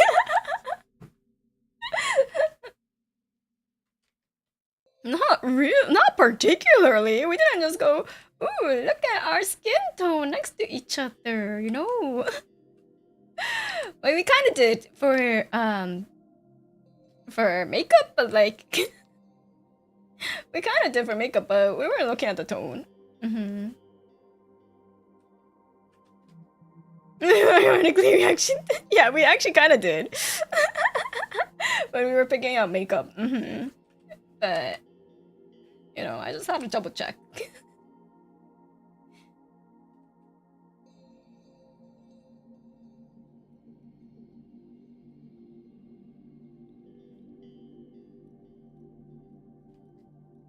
I mean, you rarely go out, and she lives in a sunny state. No. The thing is, I go out more than she does, because I have to commute to work.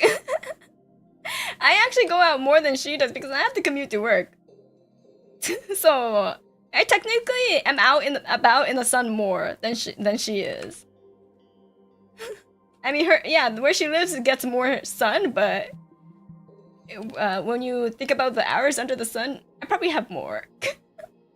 She's literally, yeah. Oh, that's funny. We were talking about skin tones with my siblings too, and they were talking about how I have the palest skin out of the siblings, and I completely forgot this little bit of trivia because I haven't seen my sisters in a while, so I completely forgot that was a thing that apparently one of my older siblings, she was very much that's what she told her friends who didn't meet me. They were like, oh yeah, she has the fairest skin of all of us, and I was like, that's what you told them about me? That's what you decided to share with your friends? And then the friends were like, oh no, that's not it. They were also saying how you have the straightest hair out of their siblings, and I was like, these are some very specific things to like tell your friends about me. Like nothing about like me as a person, but apparently those were the things that they were caught up on when they were younger about me as my sibling. Like, apparently that is what she complained about to her friends. Mirror, mirror, no. It's like the fact that I have pale skin and the fact that my hair is very like straight, because they all have like pretty like wavy or curly hair, and so my hair is quite like incredibly straight compared to them. So yeah, that's that was something they were apparently complaining to their friends about. Mm-hmm. Are there also purple? Yeah, they have the same color hair as me. They have the same color hair as me. But so I was like, oh, I didn't know that was something you told your friends. That was something that bothered you so much that you told your friends multiple times. Because she was like, they were talking to she was like, yeah, I tell you that all the time, right? Like, いつも言ってるよね. So that's what she told them, and I was like, いつも? All the time. So, but apparently that is what they say, what she tells her friends all the time. Mm-hmm.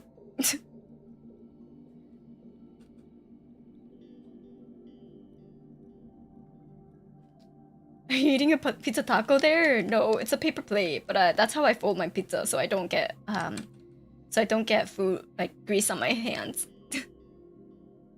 I'm sorry, I eat my pizza weird. Complaining about a beautiful sister? I mean, no, but like the thing is, they're both very fashion. Like my siblings, they're all very fashionable and like within their respective, like, you know, friend group. Always the pretty one, or always like the fashionable pretty one. So like, I don't know what they're complaining about. So I don't know what they were complaining. Out of my friend group, I'm usually the more average one, in my opinion. I'm just like, I don't know what you're complaining about. You're always like, you're always like the ones that get, you know, complimented on for your appearance. So why are you complaining? Are the friends single? No. No, they're not. Meanwhile, everyone says how pretty you are. No. That does, I don't know. They are the ones that usually get complimented on for their looks. Mm-hmm. When we're like, when I'm with my siblings. So, I think they're fine. They don't have anything to complain about.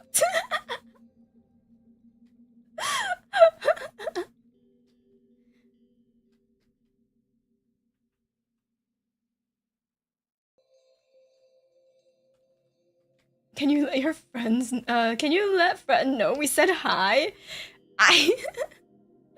If I talk to them again, sure. Sure.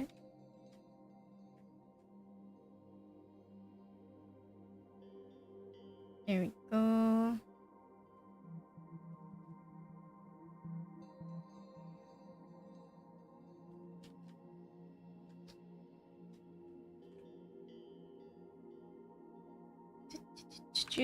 So these were done creatures and my wall says hi. Exactly. Oh, you know what I realized though? On my way back, I realized that I have this like piercing, like, well, not piercing. I have this earring on this side where that's like shape of a moon. It's wait. It's like a shape of a moon like this, right? I had this like hoop on my third ear hole. My piercing hole. So I had this type of earring, but I lost this one. I don't know where it went. I think I lost it during the trip though. I'm kind of sad. It was the one earring one, like misshapen earring that I misshapen, like a unique shaped earring that I had on my ear, but this one's gone. I don't know where it went. You're so sad. Actually, I should keep it. This okay. I have to buy something else to replace it. Okay, this is looking good.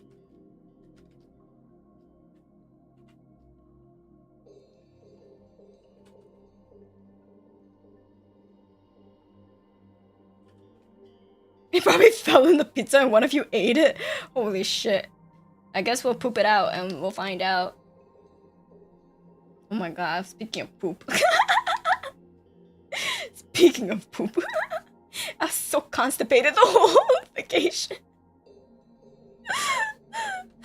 Literally, I was like to my friends every day. They were like, "So, were you able to poop?" And I was like, "No." And they're like, "All right, let's go get some more fiber for you." Literally, nothing helped. I was just like, "I'm cursed. I can't. I'm just gonna be, you know, bloated this whole trip. I'm so sad." Not the poop talk again. Incredible segue. One of the smoothest ever. Thanks. Laxatives and cooks. Oh my.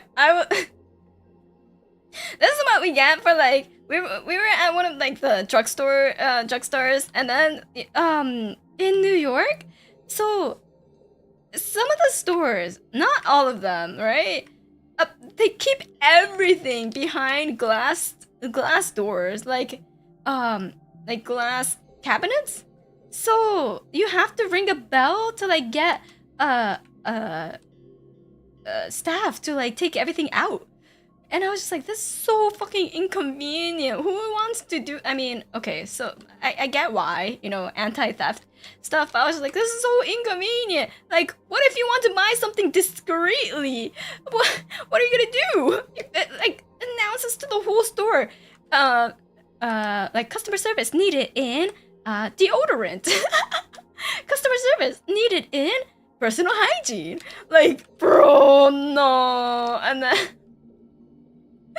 And then we were in line for the cashier, and we get the announcement is like, customer service needed in oh shoot, digestive care, and we're like, oh no, they need their I think it was like digestive care or like, you know, like stomach problem aisle, and we're like, oh no, they're in need, they're having an emergency, their bowel situations are no bueno. So we're like, oh man, they gotta get the laxatives. And a few days later, I'm like, that person was me. I need the laxatives. I should have been the one to get the laxatives. Customer April want that cream for the bum. No. I'm just buying it for a friend's sister, mother / girlfriend. Yeah, likely story. Literally everything was like, even chocolate was behind a cabinet. Like, it said on the thing to like lift up here to grab the product. We were curious, so we tried to lift it up. It was locked. You had to get a stab system for chocolate. I was like, they aren't even like fancy chocolate to either. And then the kicker is right next to it, there were chocolates that were out in the open. So we're like, are these chocolate not good enough for a glass case protection? Are these chocolates just not good enough for you? They're not less expensive. They're not cheaper. They're not. So I don't know what the wild chocolates out in the wild. Exactly. I was just. Do you have a mental block from pooping in toilets that aren't yours? Yes, I do. That is basically the reason. I have a mental block of pooping in toilets that aren't mine, so I can't poop in hotels.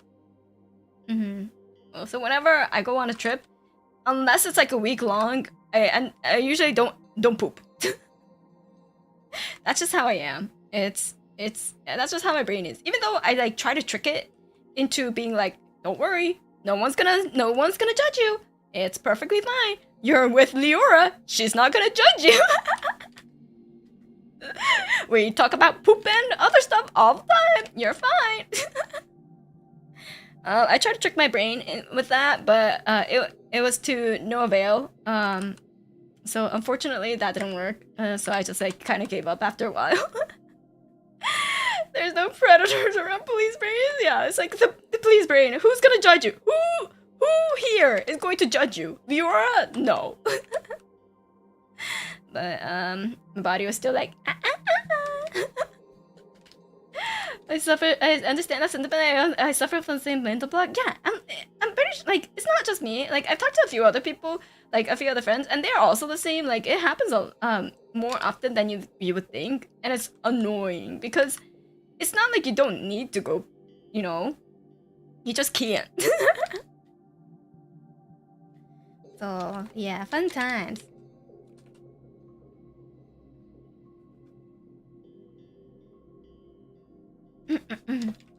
Update the Kokone wiki page. Stop! Not about my poop. Not about my poop situations though, please. Spare me. Covering with TP doesn't help?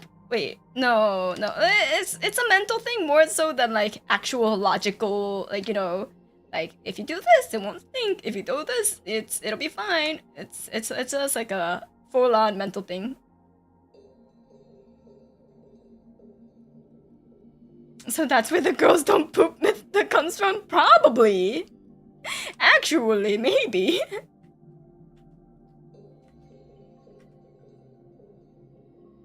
Probably just a bunch of people that are like me that can't poop in like toilets that aren't theirs, and then just like everyone's just like, girls don't poop. That girl, I've never seen them poop. They must never poop. Oh my god.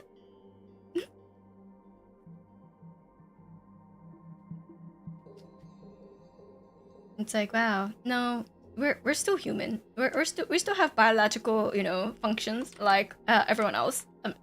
You know, not that I'm human, but we still have biological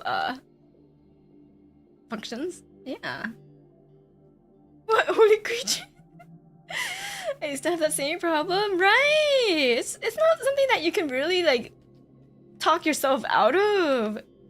Cause like I tried. I sure did try. I tried to trick my brain, but my brain was too powerful. My brain prep talked my body more than I was able to prep talk my brain. So I was just like, damn, my whole life is a lie. I'm sorry.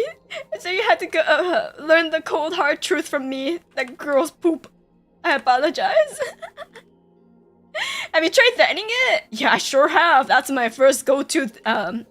That's the first thing I try when I talk to my brain. I try to threaten it. Maybe that's why.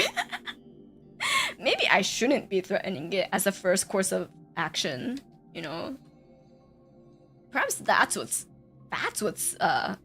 sabotaging me. I love these art stream tangents. It's not because this is an art stream, okay? It's because this is a talk about my vacation. It's not because this is an art stream. That's not why we talk about stuff like this. This is purely coincidental. It has nothing to do with the fact that I'm drawing, okay? Absolutely nothing. The tangents are always perfect. Cope, stop! It's not. Now we call these our streams arty farty. Stop. My art streams, you know. Oh my god. I was talking with staff, right? I was talking to them. I was like, you know, I do a lot of art streams. People said that like art streams are very helpful and like that there's good tips in them, even though I don't know what those tips are. So I was like, yeah, I might try to make like focus my shorts and stuff on like art tips and etc. But like, what are we gonna do when like people come into my art streams and go like, is this what I signed up? I signed up for tips, but instead we're just getting like talk about like farts and poop. That's not what these streams are about, right, chat? Are my art streams not like, you know, helpful and hey, 50-50. Helpful laxative tips? Stop! No. I mean, okay. Wait, my mods, please. Why are you sighing, huh? Why are you sighing? Is it something that I did? It's definitely chat, right? It's not me, right? Right? I'm holding a gun to your head now.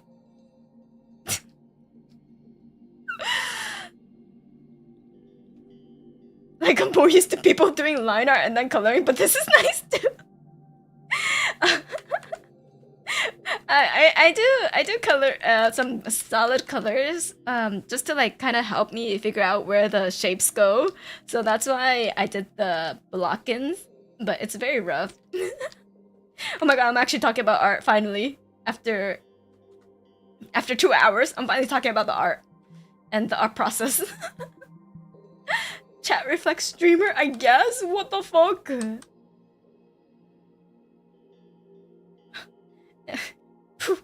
Lock and stop. Oh no. I mean, the Bobby Ross used to cover a lot of topics in between all the happy trees and a happy accent. That's true, that's true. I don't think it was ever about poop though, as far as my recollection goes. But you know what? I'll take that, I'll take that. Such a deal to come into Kokone stream.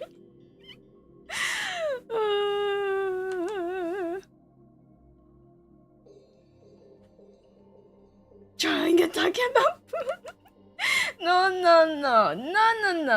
We don't. Wait, it's not a normal occurrence. Okay, it's not a normal occurrence. It just so happens that some of the streams it just occurs.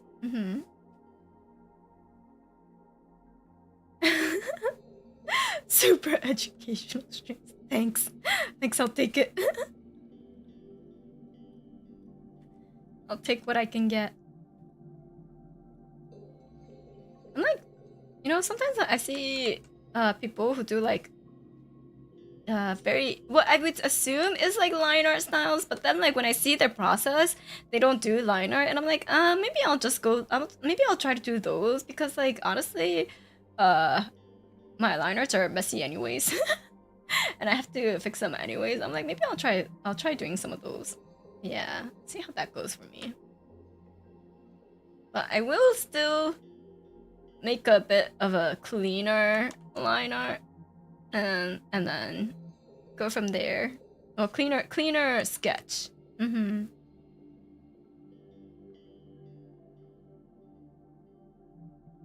for the art dip, stay for the cursed knowledge.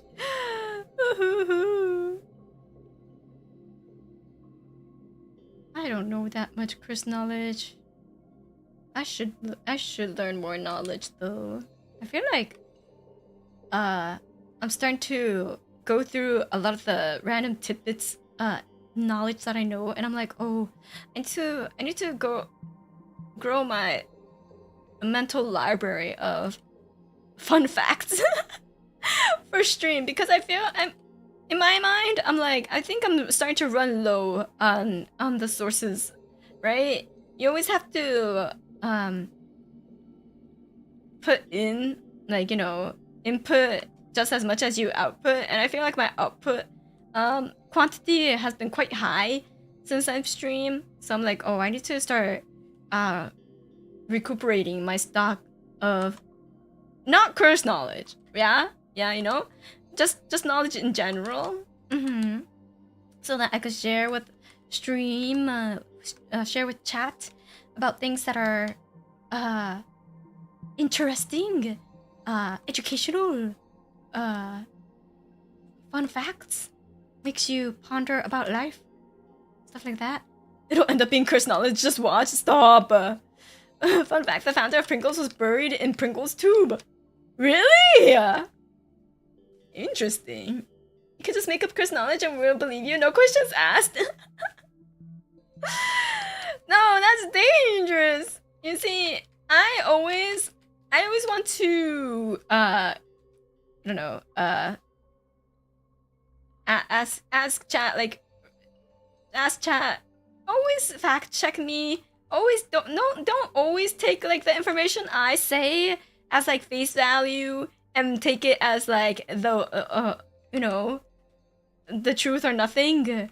You know, always if you hear something that I say, you know, probably take it with a grain of salt. Yeah.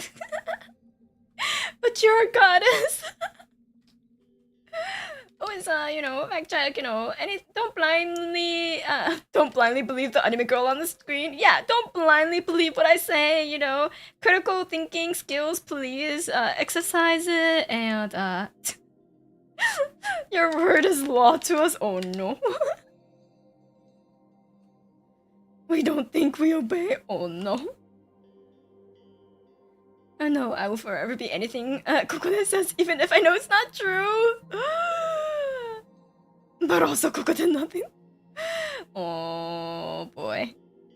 It's okay, it's okay. I think it'll be fine. It'll be fine. Yeah.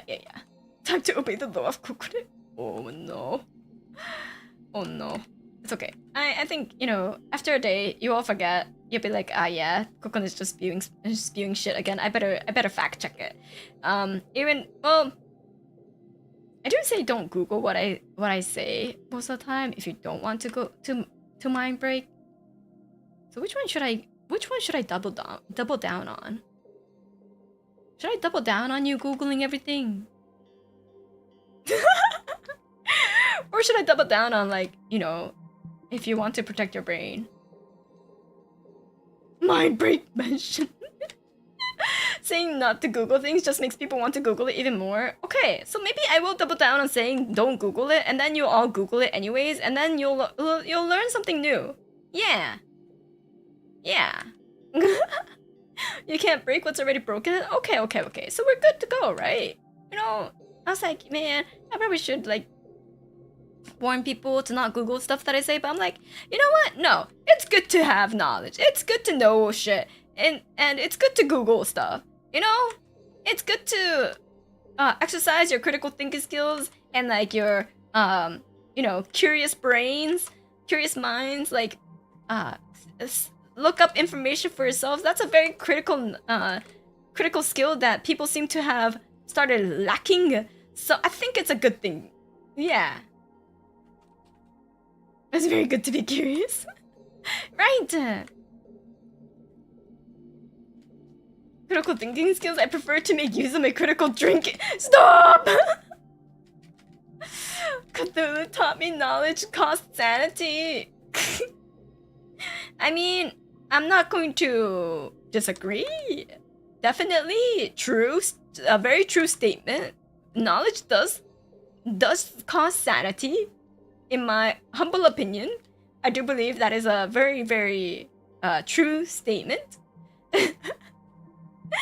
Oh yeah, no fact check anymore, no. What we lack in knowledge we make up for in heart. I mean, well, I appreciate that. I think knowledge would also help.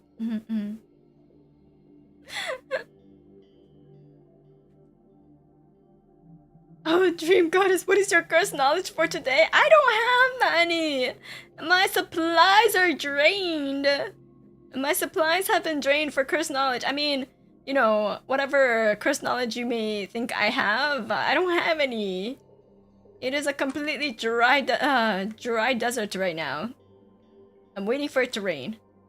As in, I need to watch more documentaries. I need to watch more random ass documentaries, and then I'll have more cursed knowledge to share with everyone. I feel like any knowledge is kind of cursed to an extent.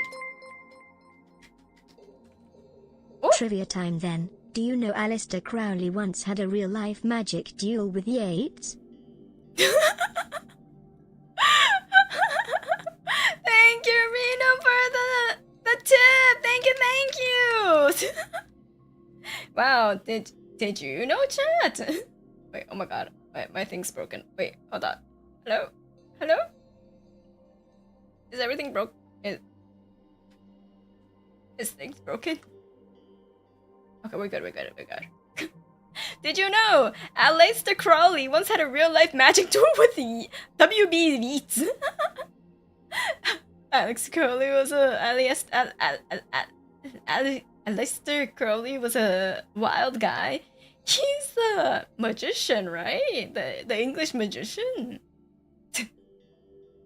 I did not know he had a actual magic duel with WB Yeats. Which is... Oh...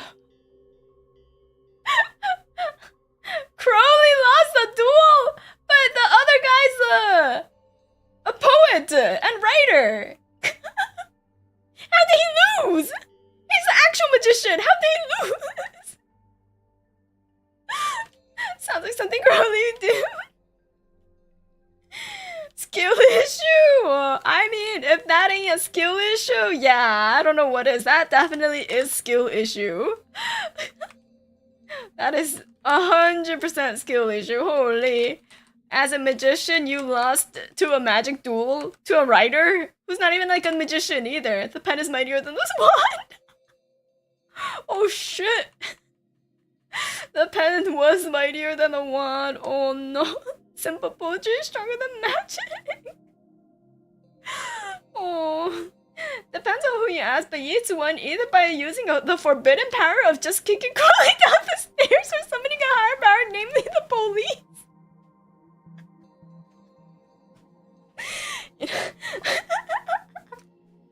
You know, calling the police is forbidden. It's like in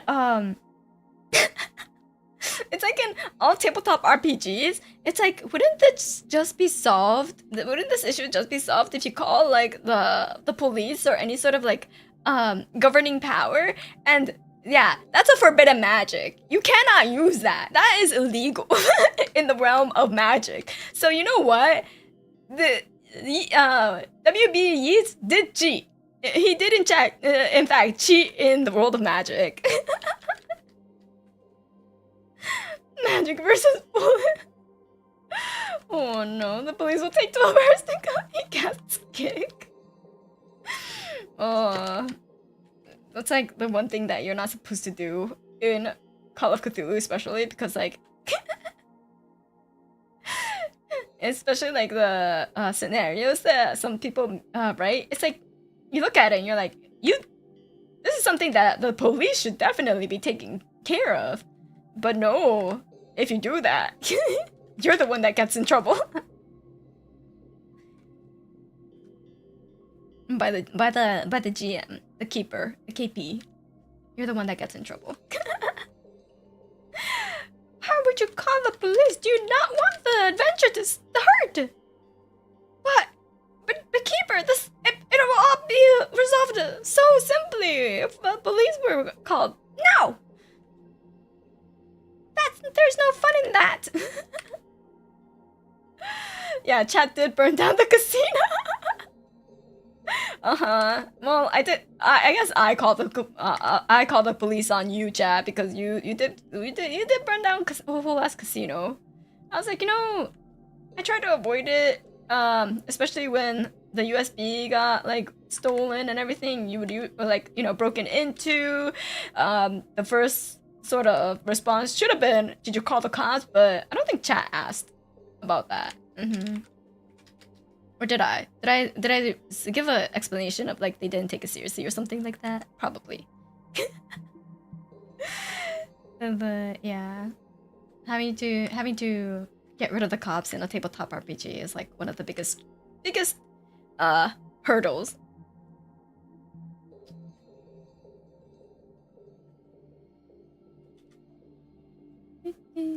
What's the fun in that though? Exactly. Exactly.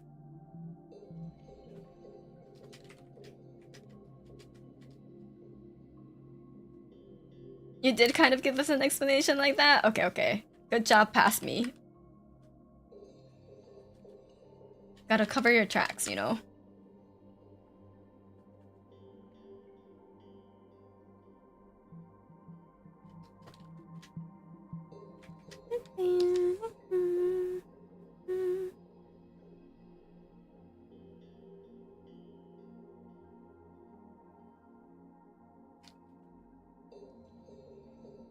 Like this. Oh, you know, when I was hanging out with my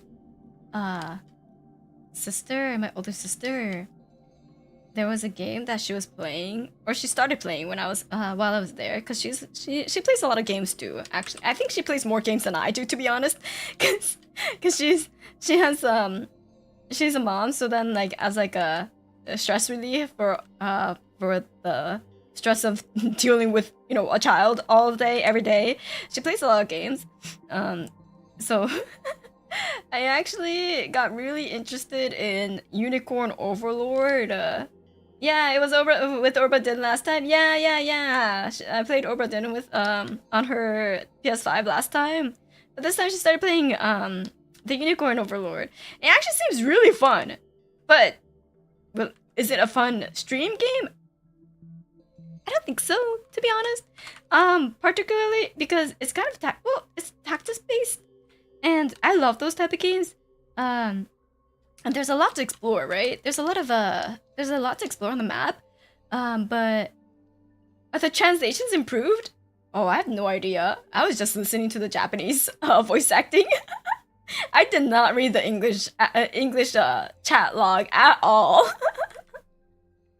So are the translations improved? That's a very good question. Oh, you've heard all good things except the translations. Oh, I cannot say whether they are good or bad because I completely ignored the translations. I completely ignored the translations, so I honestly can't say, but I probably should check. I probably should check if that's the case, but I'm not sure if it's like a good game to stream because it's a lot of story, and the story seems cliche at best, but interesting, you know? Well, cliche at worst, interesting at best. Yeah, I think that's a better way to put it. Like it seems kind of cliche so far, you know. Healer girl mom sacrifices herself for you. You are the hidden away prince as the country gets taken over, and you are the liberating leader, and then your childhood friend, who is obviously a female cleric with big boobs, she gets kidnapped. So all in all, pretty cliche so far, right? That's all I've seen until I had to leave. But I was like, it's not bad. It's not written poorly, if anything. But so far, nothing new. I'm sold. Big Boo Cleric spoilers? No, it's not. Isn't that an auto battler? Yes. So it's kind of an auto battler in a sense of like where the minute like battle between one unit versus the other is auto. But in terms of like tactics, it's kind of interesting because it's a bit more of a macro scheme than like, FF Tactics, where it's a bit more micro, where you control each unit, and then what each unit does in a battle is controlled by you. But for Unicorn Overlord, you control the battlefield, and you control several units, and what those units do or go and do, you control with and by setting like the unit skills, unit like equipment and stuff like that. But what the actual units do between fighting another unit, that is autoed. So it kind of gives you more of like the tactician general feeling, which is interesting. I think it's kind of cool. Like, in a sense, I think Fire Emblem somewhat does it to an extent where they kind of show you like what the attack and like what the damage it would be if you attack that unit, and like what would you get in return, and then you just do what they say. So it's like extra buttons that you're pressing when you know what the outcome is going to be. So they kind of just got rid of that whole part and just was like, well, we'll do what's the most optimal thing in that one scuff fight would be, and then yeah, you just give us what the skills are, what the formation are, etc, etc. So yeah, kind of like Advanced War. Yeah. That's what my sister was comparing it to quite a bit. So, kind of like Advanced War, and it seemed fun though, It was like a lot of, there was a classic like flying unit, there was the classic like hoplites and like spear users, and then for like against the spear user, you don't want to have your units like, standing in a straight line because they can pierce through formations. So stuff like that really took needed to be taken into consideration. And if like the enemy had thieves, you would want archers who have like Deadeye and can actually hit them, instead of when like other melee units, they can't really hit the thieves because they naturally have like an evade, like 2 times evade or something like that. So you have to hit them multiple times in one go if you want to like even do damage to them, or just have an archer. It's called Unicorn Overlord. Yeah, sounds interesting. Yeah, it seems really fun. I kind of wanted to play it, but yeah, I don't know if it'll be a good stream game though. So I'll probably wait on it just a bit. And then but like I told my roommate about it because she also loves tactic games and she bought it. And she bought it by the time that day I told her about it. So I'll ask her how it is and see if she thinks, because she watches my stream sometimes. I'll ask her if she thinks it's a good stream, like game to stream with. Yeah. And you stream with a Kokone. It's a good stream. Thank you. You get to automate your team's actions, so you would could it be like programming stream? Yeah, it's kind of like a, I guess you could say that. It's kind of like a programming stream where you write out or you script out the actions of your units. So you're like, okay, they should be using these skills in a single interaction, and then you let it play, you let it run. So it's kind of like that. And it seems pretty fun. Interesting looking at some of the pictures. Yeah, for those who don't know, it's like, you know, Odin Sphere, the art is similar because it's by Atlas and Vanillaware. So it has the Odin Sphere aesthetics. At least I think it's like the same team. I could be wrong about that though. I did not check. おかえり、旅行はどうだった？楽しかったですよ。いっぱい歩いて、いっぱい食べ物食べて、ゲームも遊んで、楽しかったです。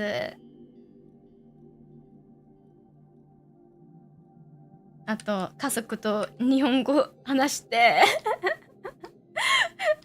やっと家族と話して、よかったですよ。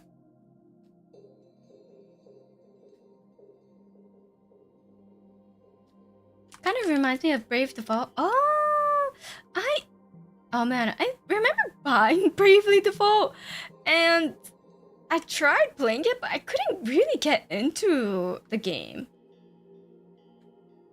But it was also, I bought it at a time where like where I was very busy, so it might have just been where I didn't have enough time to play it.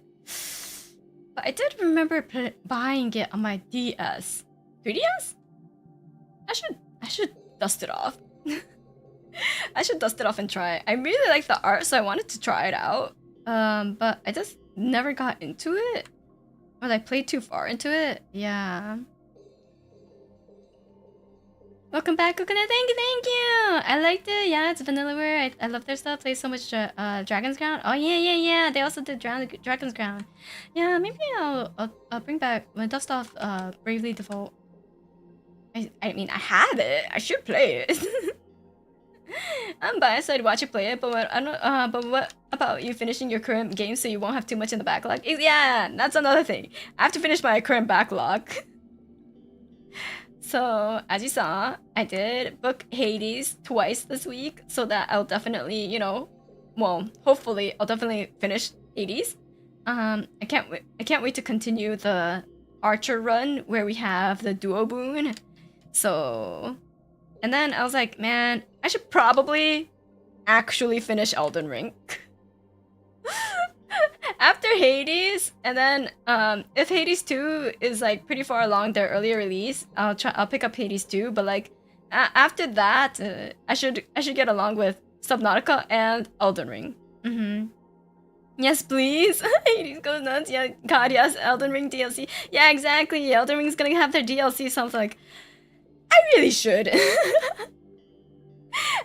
really should. I actually enjoyed Elden Ring and had fun with it, so like, you know, I should probably finish it. Oh yeah, the DLC. Yeah. Yeah. So that's another thing. And then what was I gonna say? Oh yeah. And then I was thinking you might have seen my community post.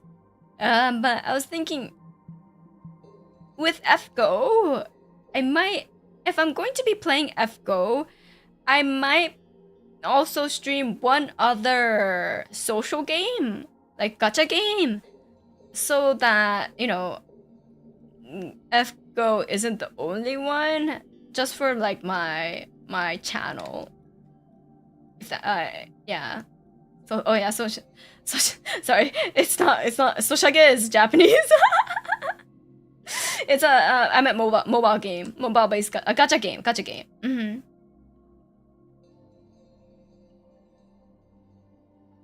So that's why I did like the post to see what the idea was, and oh no, Nikke. Yeah, Nikke is one of the options. So if you go to my community post, you'll see the poll. It asks which one would you be most in, like, just a choice, right? モバイルゲームって言うんかな。そう、モバイルゲームです。まあガチャ系？ソシャゲはまあほとんどガチャ系なので、ガチャ系を2つぐらいこのチャンネルのまあレギュラーにしようかなと思ってて、F5 が1つで、もう1つはどれにしようかなって考えていて、まあニッケとブルーアーカイブが今んとこリード中です。Nikke come back! So Nikke come back! Blue Archive just to see Kokone reaction. I made my vote. So Nikke and Blue Archive are actually in the lead, which kind of puts Grand Archive in a little bit of a dangerous situation. I mean, I said that it's not gonna affect the current FGO streams, but like, if staff sees it, they might be like, well, スタレはいいぞ。スタレね。スタレは、ちょっと、オートバトルがなさすぎるかな？あるんだけど、どうだろう。スターレール、入れた方がよかったかな？ Should I put Star Rail as one of the options? Nikke, you need to catch up with the story and the event story. Oh my god. So yeah, I did include those. We'll see. We'll see what happens. We'll see. If it's Nikke, I could play on my phone, and in which case, it will make it easier for me to like keep up with it. Maybe, possibly. Maybe. I don't know. I've just been... I think, yeah. We'll see. It was more of like a see how many people would be like excited for it, and then if so, I'll do my best. But if it's like, then I'll be like keeping it as with only FGO. ボスバトル以外はオートじゃよ。ボスバトルね。確かにボスバトルはオートじゃダメだよ。ダメだよね。スターレールはちょっと遊んだ。ストーリーが重くて、ちょっと遊ぶのやめたんだけど、少しだけは遊びました。It's ultimately your choice. I'm here for whatever you play. Thank you. That pizza looking tasty? Yeah. You know, slightly burnt marks on the crust. Delicious. Are you eating your hair in the drawing? No, it's the cheese. Auto battle like League TFT? No, it's like, you know, I put Arknights there because Arknights is kind of like, you could just do it once and then it'll auto, but Arknights is doing the worst so far. I'll see whatever you want to play. I only play Nikke while I'm there, but I always take more Kokone streams. Thank you. I voted Arknights.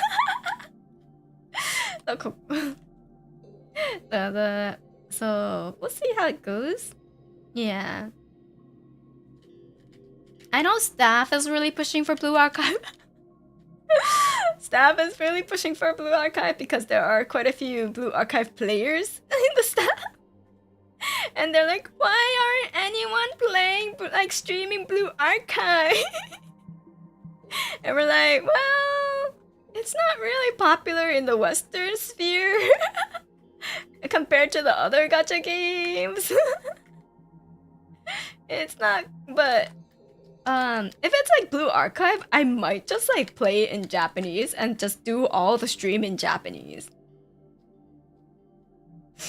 Cause there is a huge popularity for it in Japan, but in like the West, like English speaking sphere, I don't think there's that like people who know about it too much.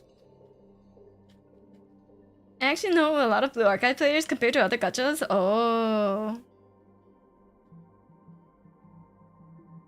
Actually, there is an idea to play all of them at different times. That is an idea.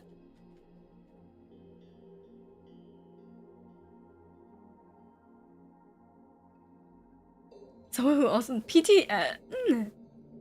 What's PTN? Path to Nowhere. Oh, Path to Nowhere! I played Path to Nowhere! But because it was kind of like, you know, it kind of reminded me of Arknights. And then the art was super hot too. But it didn't keep me. I can't exactly pinpoint why. But it couldn't keep me hooked. So I kind of dropped it. You ended up nowhere, stop!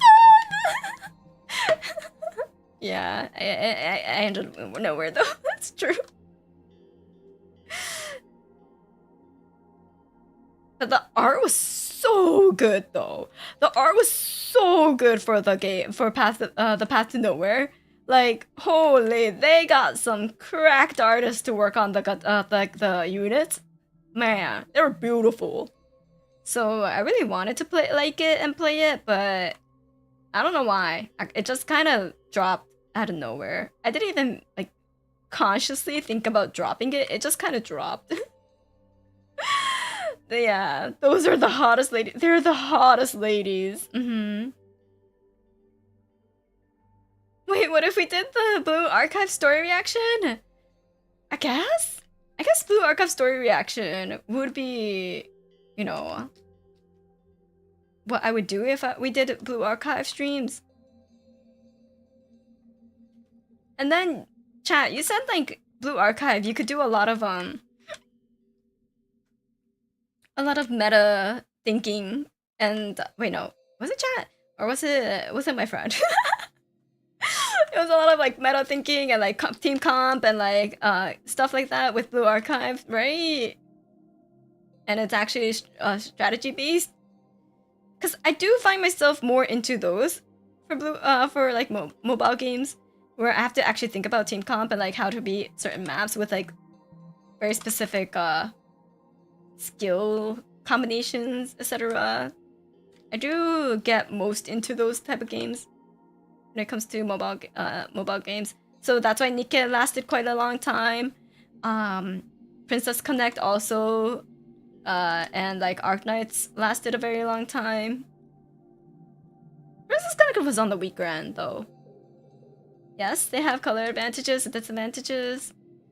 Yeah, so I think Blue Archive gameplay wise would be the most up my alley.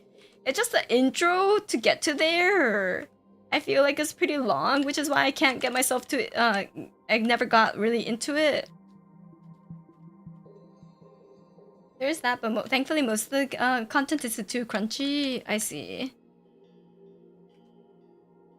I think that's why like I didn't get that feel at first, because the intro like it could kind of auto it.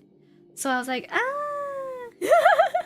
That's also the reason why I didn't pick up I didn't get into FGO when I first started, because I was like, do I need strategy?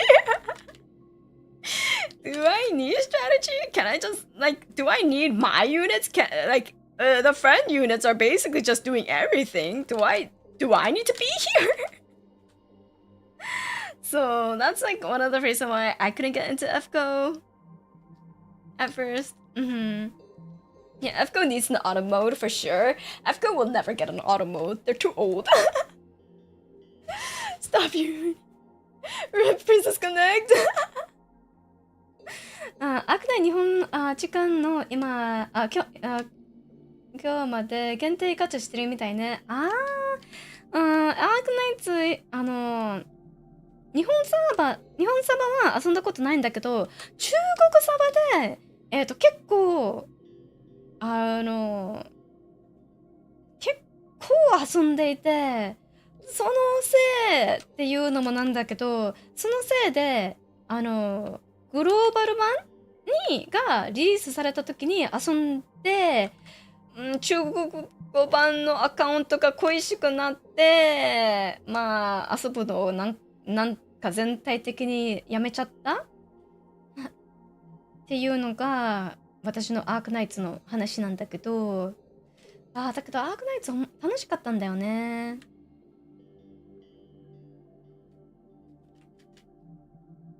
Yeah, it took me about 2 tries to get into FGO. While I played FGO, I used to overlap app that scripted button presses to automate farming. Oh damn, that's hardcore.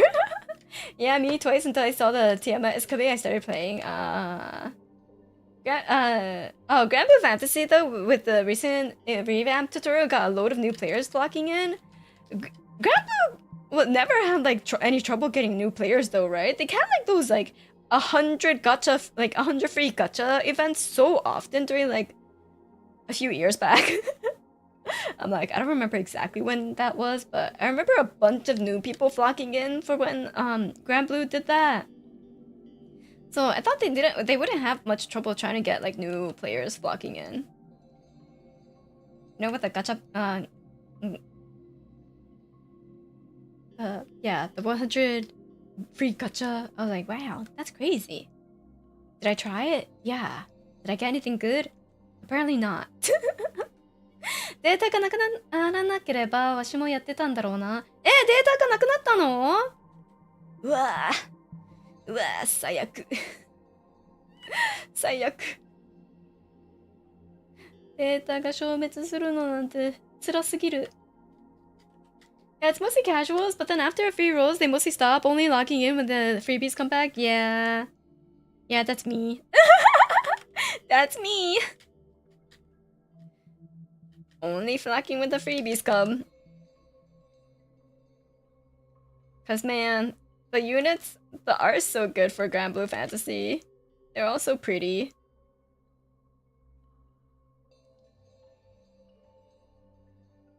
Wait, I thought of something? You thought of something? For me and my gacha game plight? Is it a plight? I don't know, but now they actually give the players actually meta gear for the tutorial so you can progress the later game. Oh, really? Oh. Valkyrie Connect collab and we could get Kokone in gacha game? Oh, wait. Valkyrie Connect? Wait. Let me look it up. Just to...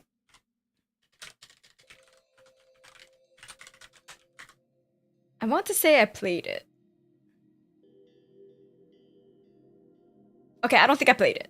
It was a different game with a Connect in it. Never mind. I never played Valkyrie Connect. I have not played. But that's the one that they had a collab with for HoloLive, right? Never mind. Now that I see the images, I'm like, wait, they did the... I played that. Princess Connect. Oh yeah, Princess Connect. No, I thought there was another one with a Connect in it, but... Could be wrong. Yeah, but on the connecting end is no more sadly. Princess Connect. It was fun while it lasted, but also it got too greedy. It got too overtly greedy for my taste. And then I dropped it, and then it stopped. So I was like, oh, I guess it's a good thing is I dropped it.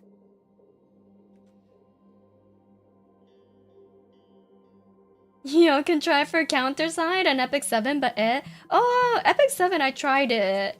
But I never heard of counter side.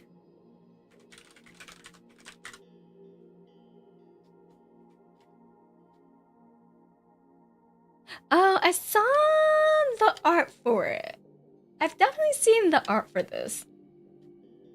EN publishers did Pretty-Connect dirty? No!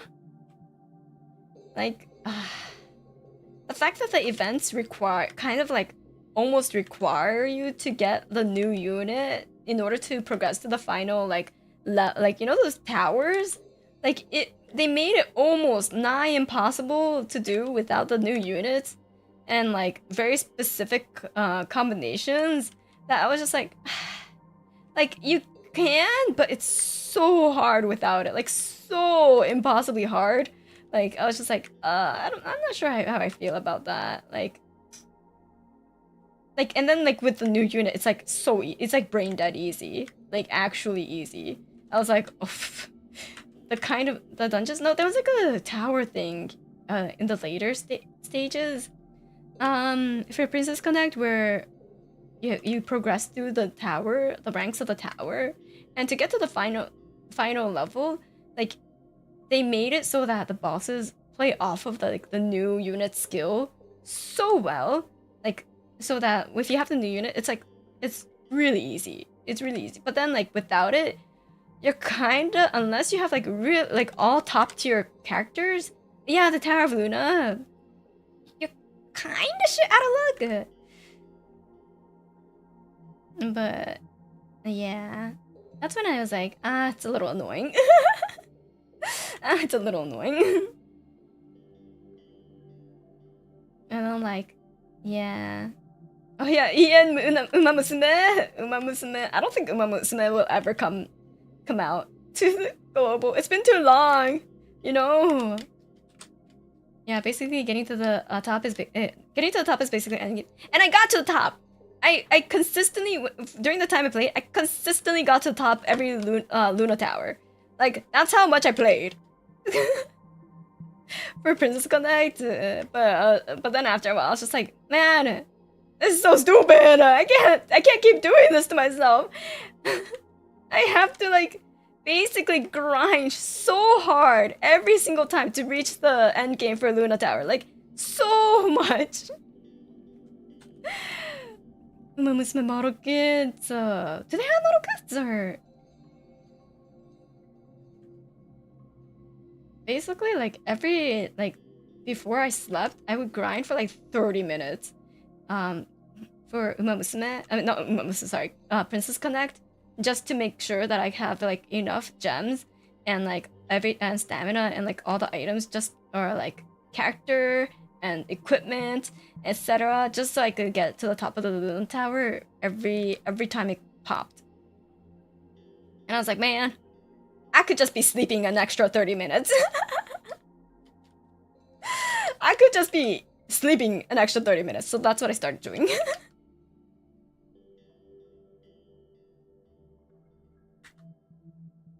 And I never looked back. I think that's why, like, once a gacha game becomes too much, like that, I stop and I drop it.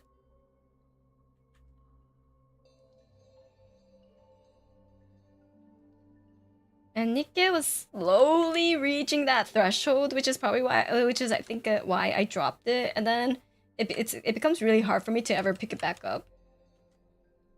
But if I make it a stream, you know, probably it is okay.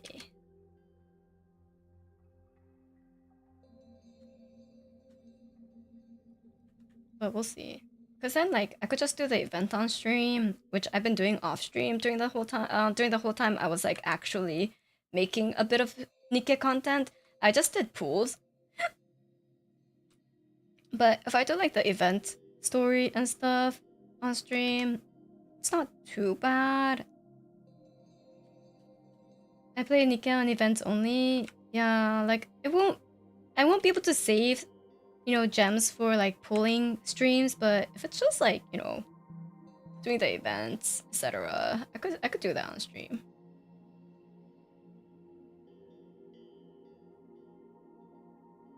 Time-gated stuff is ass. Yeah, time-gated stuff is ass. And Princess Connect had so much time-gated stuff. Oh my god. And the time-gated units were just so fucking powerful that you just had to get it. It's just, ugh. Like, if you didn't have those time-gated units, you're kind of never gonna break, like, the top 300 in PvP. Wait, I can't draw this hand. Hold on.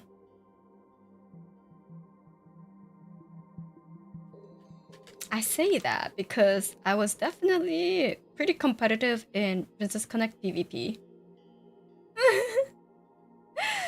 That goes for most gacha games with PvP. I don't know, with Nikke, it was a little easier. In my mind. Like, in Nikke, I got pretty high without like, the time-limited units. I mean, I did have really good units, so I was able to compensate, you know, with like the units that I had very easily. But yeah, with Princess Connect, sometimes it was just like, man, yeah, impossible. There's no counter to it.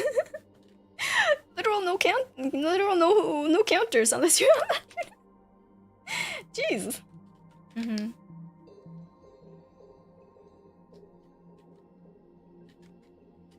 On my occasion, what type of brush are you using? Or is it a custom brush? And is this Clip Studio this is Clip Studio version 1. I didn't buy the 2 or 3.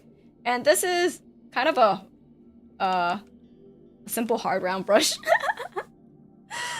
It's a hard round brush with a size and opacity jitter. Well, not jitter, sorry. Opacity, like, pressure? And pressure? And that's kind of it. There's no real fanciness to this brush. So if you're thinking about making it, it's super easy. Saving reminder. Again, welcome back. And start of the refurbished basement for Leora. Wait.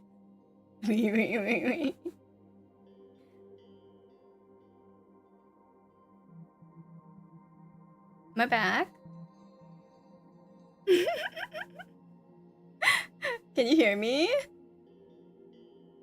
Okay, hold on.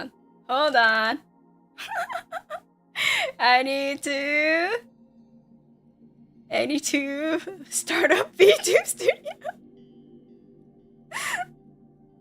Hey, honestly, I lost a hand, but ain't that bad. Yeah, it was saved. Autosave to the rescue. Welcome back. Thank you. I lost a hand, but that just means draw a better hand. Numbo. So I will draw a better hand. Thank you, my computer, for telling me the hand that I drew was shit. So I just, gotta draw a new hand and we'll be good to go. Also, I am not moving. Apparently. Oops, wrong one. There we go. And there we go. Hello. V&U Kokone. Yeah, I was a cardboard cutout for a little bit. But I'm back now. Hi. Sorry for the slight hiccup. We back. I saved. I made it a proper. Who was that little guy that hustled that flew by? What? There was no little guy. You know, our little guy is sleeping.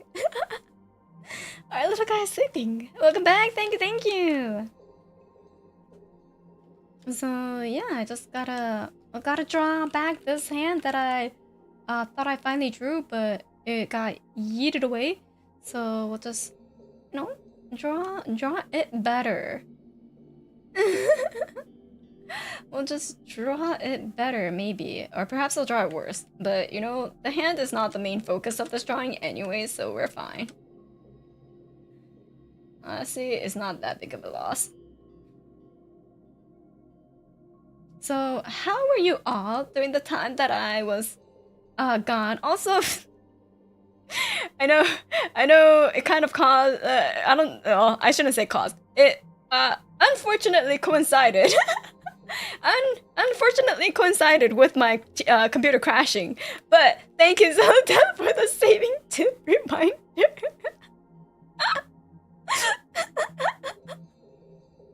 We panicked. We aged like 84 years, panicking. I was stopping right. Oh my goodness. Yeah, I wonder why you said this. Yeah, I don't know. It was crazy. But thank you so much for the tip, and I have in fact saved, so we're good to go now. Not a single tear was left. Oh my god. We're good now, we're good now. No need to cry. No need to cry ever when my stream is gone, please. But yeah, thank you, thank you. Thank you for sticking around while I was seeing if my computer will ever recuperate. It did not. So unfortunately, I did have to hard reset it. Well, not hard reset. You like press the power button. The reset button was non-functioning, so I just had to hit it with that straight up power button reset, and then it got back on its feet. Just a little bit as a treat, but we need to cry. Oh my god. Hard reset that bad boy.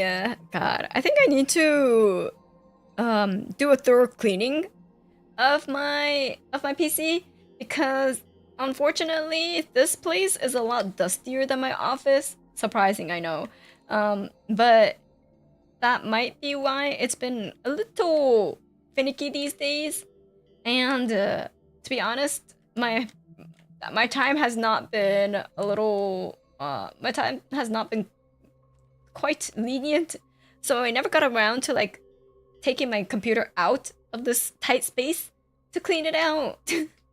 Yeah, my PC is a little stinky, not gonna lie. It's true, when there are no coconuts, you might just wait, please. But yeah, my PC is in need of cleaning. I was thinking of cleaning it just when like I went back to my office, because I didn't expect for it to be such a long time. PC girl smell, stop. So kind of, you know, got shoved to the back of my mind, and I'm thinking at this stage, I'm like, it's probably in need of a dire clean. It's probably in need of a dire clean, because like in my other office, it honestly did not need that much cleaning. Like it did not need frequent cleaning, because it would barely get, like, even the grates would barely get dusty, even after a few months. So I was like, yeah, it's fine. But now there's like a I don't know why, but this place is so much dustier, and so I have to clean off the dust on the grates pretty often. Yeah. Like, even though I've only been here for like well, I say only, but already been here for like 4 months? About. Every month, I've done it like, at least once a month. Right, damn. So dusty. Yeah, only? Quote unquote only. The mobile becoming an archaeological dig site? No! I would never let it get that bad. I would never let it get that bad. Status on the walls and windows. Okay, so the walls do have plaster on them. Now, is it the final layer of plaster? I highly doubt it, because I still see spots.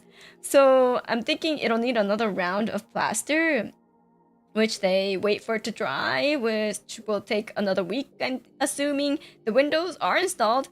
They do need another person, apparently, to, like, hammer the metal around the window. I don't know what the technical situation is there. And then they need to do the floors. So I'm assuming at least 2-3 weeks. I'm assuming at least 2-3 weeks. Even though they're like, oh yeah, it'll only take a week, it'll go by so fast. I'm like, you're bullshitting, I know it. I could sniff that bullshitting from a mile away. So, yeah. We'll see. The delicious one. I'm just, yeah. Oh man, this hand is awful. This hand is worse than the one I drew. Hold up. Okay, you know what?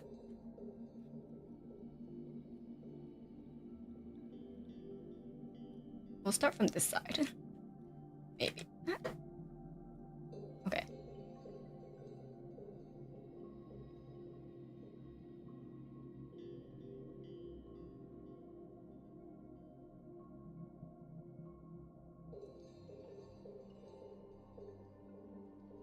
We'll start from this side and go in very random order of the hand. But sometimes you just gotta start from the other side, and then the hand will start falling into place. If you want to, if you're struggling with a hand, try drawing it from the other side. Sometimes it'll make a little bit more sense. And then you'll be wondering why you were so stubborn in starting it from one side. I don't know what it is, but the brain sometimes gets really stubborn about which side to start drawing the hand from. And then once you break it, you're like, oh, it's not too bad. At least that's an experience I've had, you know. Because I will always start it from the same side. Oh wait, but then like now that I'm looking at it, it's not going too well. Now that I'm looking at it, I'm like, is it going well? I don't think so. Maybe I'm bullshitting.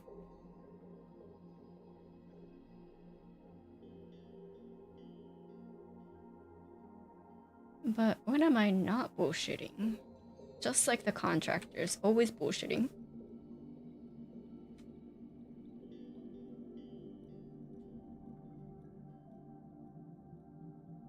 Ooh.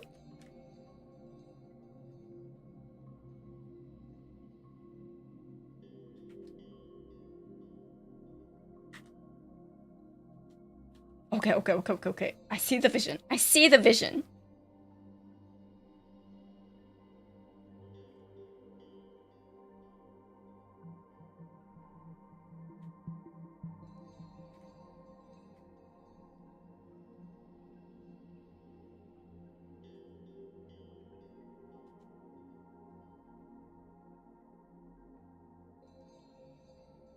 There we go. The contractors are actually installing secretly installing extra cotton candy for us. God damn it! What did I tell you about extra snacks? Also, get the fuck out of my walls. It is not a livable space. Okay, go find your own domicile, own resident to live in and stink up and eat cotton candies of. You can't evict us, but it's my home! Why can't you? Why can't I evict you? It's my home! Who's your landlord? It has to be me. It's too comfy. They just made it comfy and livable. We have squatters' rights. What the fuck? Because we're clinging to the insulation. Oh my goodness. Mimir is a landlord. I'll have a talking to. I'll have a talking to Mimir. Wait, my hand is really long. My hand really long. There we go. There we go. That's a bit better. Also, I made this hand really chonky. Nothing is perfect. Nothing ever goes the way I want.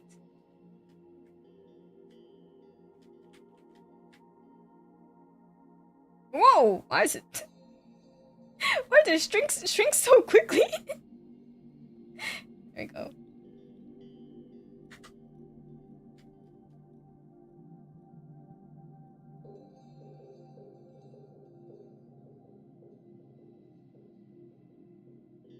Long hands, Kokone. Yaoi hands? Oh my. Nah. My hands are baby. They're baby tiny. I wish I had yaoi hands. I wish I had bigger hands. I feel like life would be so much more convenient with bigger hands, like opening jars and stuff. You'll have such a better grip. You know, I don't think there's any well, actually no, I lied. There are advantages of having small hands. If you drop your phone into like a small crack, you could grab it pretty easily. Opening jars? Yeah, opening jars. Have you never opened jars before? I guess there is that like jar opening tool that you can use, which I use sometimes, but honestly, if my hands can do it, I wouldn't need said tools. I wish I had yaoi hands. Kokone really says the wildest things on streams. No, isn't that wild? Isn't that wild? I don't think it's that wild of a thing to wish for. Is it? Like, I feel like having yellowy hands have more pros than cons. Just saying. There's a tool for that? Yeah! There's like this thing. It looks like this. So it has like little silicone like grips around here. And then you just like whatever cap like size it is, like you set it to this, and then you just like grab this part and squeeze, and that way you have more leverage, so it becomes easier to open any cap. And you have the grip from the silicone thingy, rubbery thing. So 2-in-1, you know? It's pretty good. It works pretty well, not gonna lie. I use it quite often. So if you do have trouble opening jars, like if you don't have, you know, good like full-on motor skills due to an injury and stuff, I think it's very useful. Or you know, if you're just weak, like me. If you are not strong enough to open jars like me, it's insanely useful. Yeah. But people with like arthritis and stuff, I heard use it, or like people who, I know, injured their wrist or some and have compromised mobility in their wrists and hands or stuff. They I think it's a great tool to assist. They also have like, you know, I heard one of my friends, apparently their father bought them electric version. An electric version of jar openers or can openers, so there's also that if you have a little bit more money to spend. And apparently that's a thing. Yeah, I was surprised too. I was like, wow, that's fancy, that's useful. I still have to use a little bit of elbow grease to open my cans and jars, but damn, electric, I just pop it in and you're good to go. Phones are also built for smaller hands. I can't find a phone for the life of me that isn't too dang small. Really? All my phones are too fucking big. I'm just like, how am I supposed to one hand this thing? You know, I can't type with one hand. I have to use both hands because the keyboard's too fucking wide to like go all the way across. I'm just like, these fucking phones are made for giants. All the new iPhones are made for way too big for me. That's what I'm saying. The smallest iPhones, they were amazing. They were like the perfect size. And then like by the time I switched over to an iPhone, they're all big. I'm just like, bitch. God damn, we really do have tiny hands. Shut up. That's what I've been saying.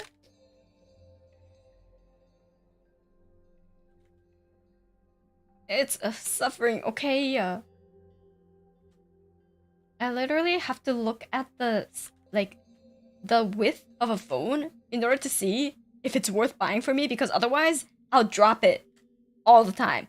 I already dropped my phone enough as is, but if they're a certain width, I'll drop it even more because they're too big for me to hold.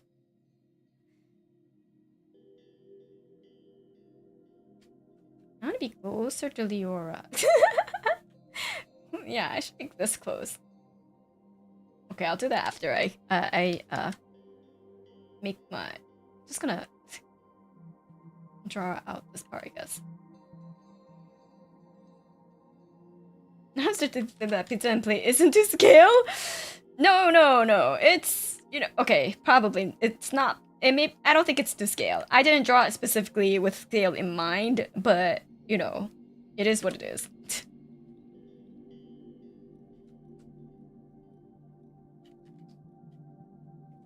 Actually, can I make this back part a little... Shift it in?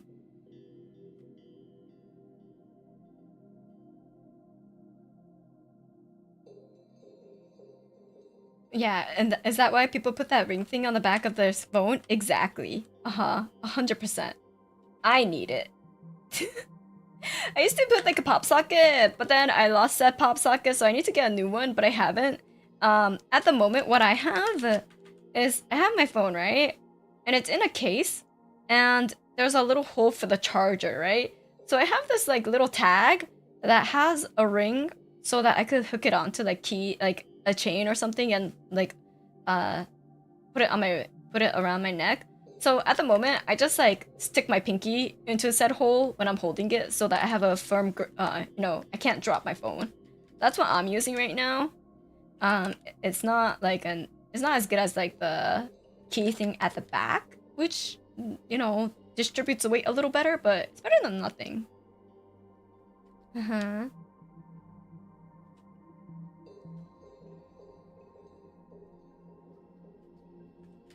Sticking that pinky. Stinky pinky. Shut the fuck up! It's nothing sexual, okay? Literally, just for me to keep the phone in place. Hello?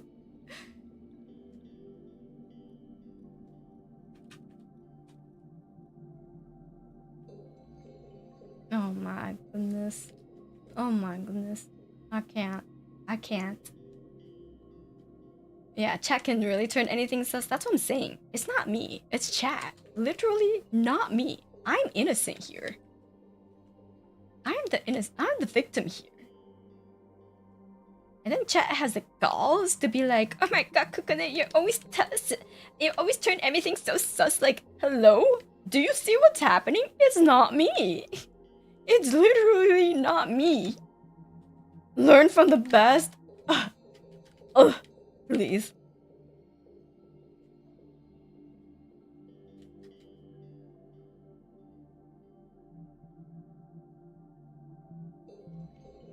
But we learned it from you.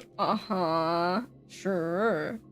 Sure, you learned it from me. I'm the one who said the bushes look like hearts, okay? The flowers on the bush look like hearts. I was the one who said that. Everyone else was the one who was like, pee-pee, ass, that looks like poop, that looks like it's pooping. Literally, I said it looked like hearts. That was my initial reaction. I have a say-so mind. Or at least my thought process doesn't go immediately there, okay? At least not all the time. We learned from the O2, that was your wife, if you say so.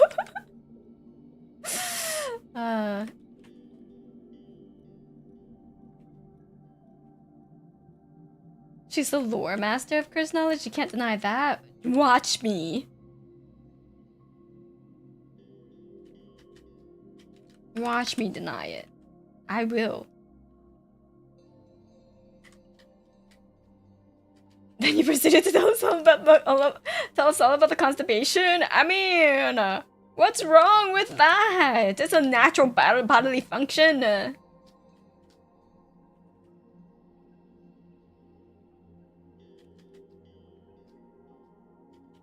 It's a natural bodily function. At least I didn't say. Wait, I don't know. What's something worse I could say? Actually, you know what? Never mind. I won't say it because, see, that's how say-so I am. I'm not gonna say it. What could be worse? Or I don't even know what could be worse. You know? Yeah. Cause I don't know. What possibly is something worse I could say? I don't know. Can't. Beats me.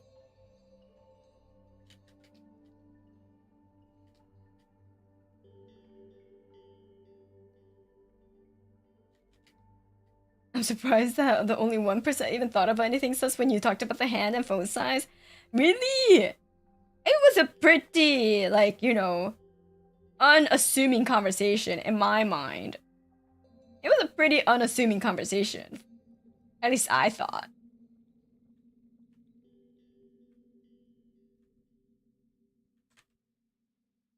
Also, it was pretty humid. During the vacation, during the trip, so my hair was just like going all over the place. It was really struggling. It was like I couldn't get it to stay chill the whole time. I was like, wow, I hate my hair. During the whole trip, I was like, my hair feels like shit because of how humid it is. It's just going crazy. Yeah, curls like crazy. Like I get like random like stray curls when it's humid. So like overall it's like pretty straight, but then like randomly there'll be like these like curly bits and like that'll appear when it's like when it's humid. So then it's really noticeable when most of your hair is like straight and then you feel that one bump and then you're like, ah, fucking bitch. you kind of like hyper focus, like fixate on it because it's like out of the ordinary. So that's why I don't like it. Like if everything was like that, I'll probably stop caring and give up. But like it's just like, oh, there's that one random one. There's that random one. Oh my god.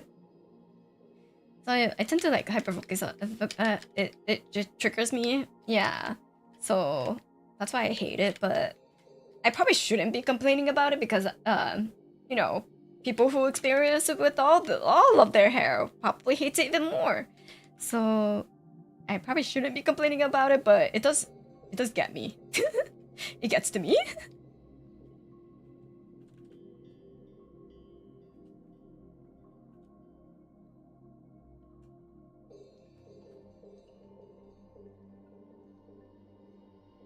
Why?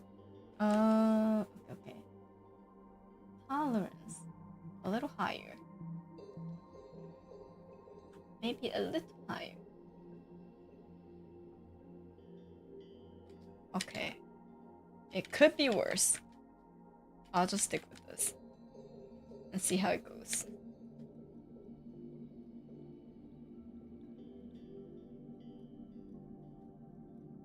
Oops.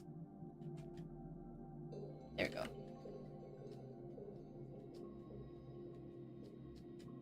So for people who do like magic wands and stuff, if you find it not working as well with your line art, always play around with the tolerance. Tolerance is basically that. Like how tolerant is the tool to any stray pixels that are not exactly that color that they're going up against, you know? Not exactly the color that they are color picking. So if you want it to be a little bit more tolerant of things, just I would say 12 is quite good. 12 is a pretty good number if you have a cleaner line art. If you have a slightly sloppier line art, oops, whoa. Hi. Hello. There we go. I would say 24 is probably the max you want to go. Cause then like 24, you see how like it kind of like selects these like stray parts. I think 24 is pretty good if you do find yourself not making the cleanest of line art. But anything higher, it gets a little too sensitive. I mean, it gets a little too like tolerant, as in it'll just select all of your line art. Like I think like on Photoshop the default for some reason is like 32, which is like insanely high. So if you have like more nuanced line art, it just like deletes all of that. God damn, yeah. And I think Photoshop's default was like 32 or something. I was like, wow, please be a little bit more, you know, have a little bit more of a standard for yourself of what you decide to select and not select.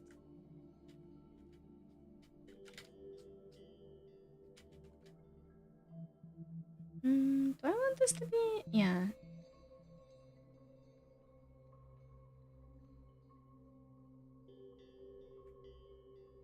Maybe like this. So. Up.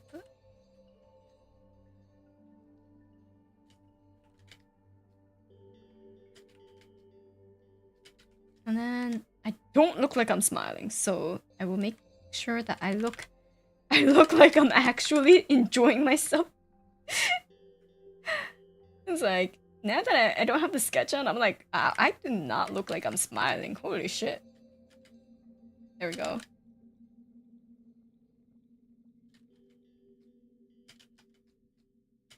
Can you suggest anything good that's free for Clip Studio Paint / Photoshop alternative except GIMP because it's GIMP?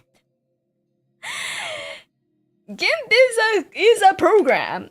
It's sufficient, but Fire Alpaca is a good one. And then there's obviously Medibang. To be fair, I don't know about Medibang. In my honest opinion, it doesn't have the best UI. Fire Pocket does have a pretty decent UI though. I haven't tried fully drawing with it, so maybe I will try one of these days and like review it. Actually, you know what? Yeah, I should do that for a stream. That's a decent stream idea. That's a pretty decent stream idea. Yeah.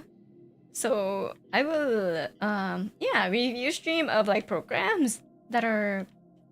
How often do you try out other programs? Whenever I hear about it, I'll try it out. So I did try out Fire Alpaca to a decent degree. Well, like a mild degree. Like I've drawn with it before. But I do have access to like my comfort programs, so I kind of just dropped it immediately. But it does operate with PSD files, which is one huge benefit of Fire Alpaca. Medibang, I don't think it really did too well. To be honest, I think it does to an extent, but I could be wrong. If you have an iPad, the Procreate is free. Procreate is free, but otherwise, there was another program that's free. I can't think of the name right now. But if you want a low budget, Psy 2 is $50. Wait, let me double check. Is it still $50? It might actually be lower because it's in yen. So you might be able to buy it for even cheaper. Let's see. It is purchasable for... It doesn't say. Hello? Oh wait, purchase license. Agree.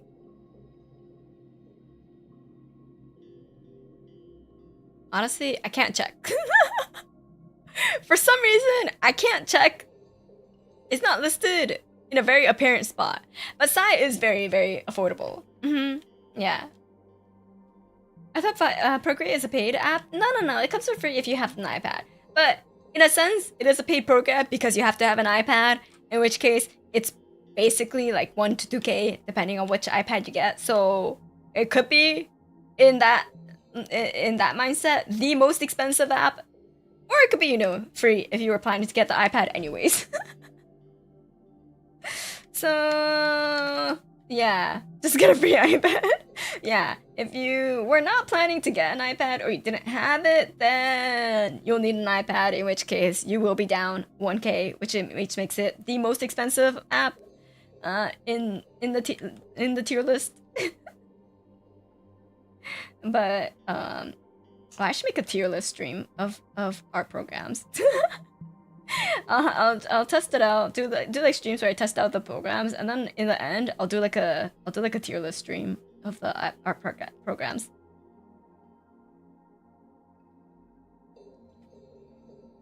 I have an iPad and still a paid app on the App Store. Are you looking at Procreate or Procreate Dream? Was it Dream? There's like a different Procreate where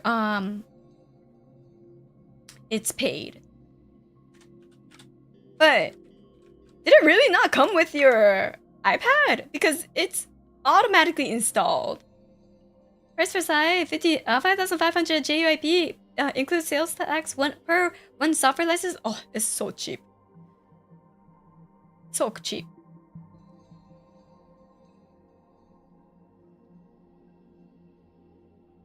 Huh.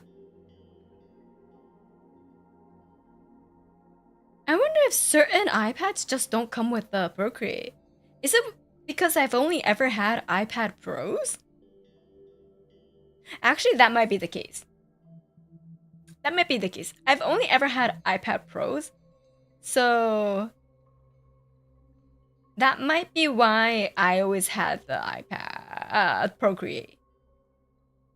Yeah, or it could be different depending on the region. That would be the one. Never had it on mine. Okay, then if you have an iPad Pro, sorry, it comes for free.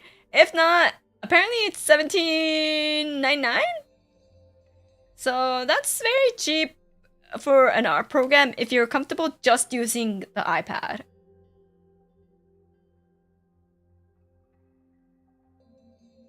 And it's a one-time fee. Clip Studio Paint, technically you could get on the iPad, but it is a $2 subscription per month. So per year, it's like $24. Wait, no, I think they upped it. It's more expensive now. It's like 40 something dollars per year now. It's gotten pretty pricey. I'm thinking of canceling my subscription, but I think there's tiers to the subscription, so I'll have to double check. I might be, if there's another tier lower, that's what I'll probably do. Make it a tier lower, because $44 is kind of costly. I mean, I do use Clip Studio Paint on my iPad and I like it more than Procreate, but you know, if I have the Procreate for free and I have to pay $40 per year to be using a different app, I'll probably just suck it up and learn Procreate and use that, because Procreate's pencil brushes are insane. They're amazing. So it's I just need to be able to make sketches and liner on my iPad, and then everything else I'll do on my computer. So that's, I have to look into that actually. Now that I talked about it, I should put it on my list of things to do. It's like $3.5 or something. They did make a bunch of new stuff with like Pro Clip Studio. I just have the cheapest, lol. Yeah, I think it's like because like it now comes with all that like, oh, it comes with the auto upgrades and it's like automatic subscription and like, you know, you get all of like 3 features, and I'm like, yeah, that would have been great on my PC, but on the iPad, I really literally just use it to like sketch, so I don't need all these fancy features that the newest Clip Studio Paints come out with. So there's that, you know. Maybe I could just, you know, completely go to iPad Clip Studio Paint, but I don't have my work set up the most effective for that yet, because I do know some like professional artists that did just like decide to fully go straight like all in on iPad and Procreate, so which surprised me, not gonna lie. I was like, I didn't think that would be a future and like so soon, but apparently there are certain like pro artists that just do everything on the iPad, so I'm like, wow. And it's not even like just like webtoon and like comic pro artists. It's like concept art or like finished visual like key illustration type of artists that went like fully whoa. Oh my god, Werb, thank you so much for the 5 gifted membership. Thank you. I really appreciate it. Welcome members. If you're new, welcome. If you're returning, welcome back. Thank you so much. Just pirate your art perhaps using now. No, I will give you affordable alternatives and legit free apps, okay? I will give you good, like actual good alternatives and legit free apps, okay? Oh yeah, also there's apparently like a new iPad going out right now. That's interesting. I say interesting because like I'm looking at it, I'm like, this is so over-engineered for what an iPad needs to do. And I'm like, my coworkers, they were like telling me about it. I'm like, oh, I just bought like a new iPad like last year, like late last year. They're like, sell it, buy the new one. I'm like, but then like I have to get the new pen too. They're like, sell that, buy the new one. It's so much better. And I'm like, okay, but like, what does it, you know, give me that I should go through the whole trouble of like buying that, like selling it and then buying a new one and like transferring all my stuff over and like factory reset and all of that stuff, right? And then I look at it and I'm like, okay, new haptic features on the pen. Interesting. A little gimmicky. I don't think I need it. A squeeze function for the pen to add to more shortcuts. That's cool, but do I barely can use the tap function properly with a pen. I don't think I'll be able to use the squeeze function because I like to put grips on my Apple Pen. Because the skinny pen it hurts my hand.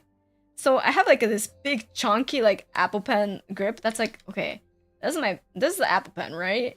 It's super skinny, super long. Yeah, this is the Apple Pen. I put like a grip that's like this thick. It's literally this chunky. And then it has like a little like kind of like opening here so that I could use one of my fingers to like tap this and do the access and the double tap feature. But like, how am I gonna squeeze it with that, right? It can't. So I had to get a new pen cover too on top of that. Great. And then it's not gonna be the same size as my current iPad, so I'll have to get a new Paperlike cover, and a new case. And I was just like, nah, I'm good.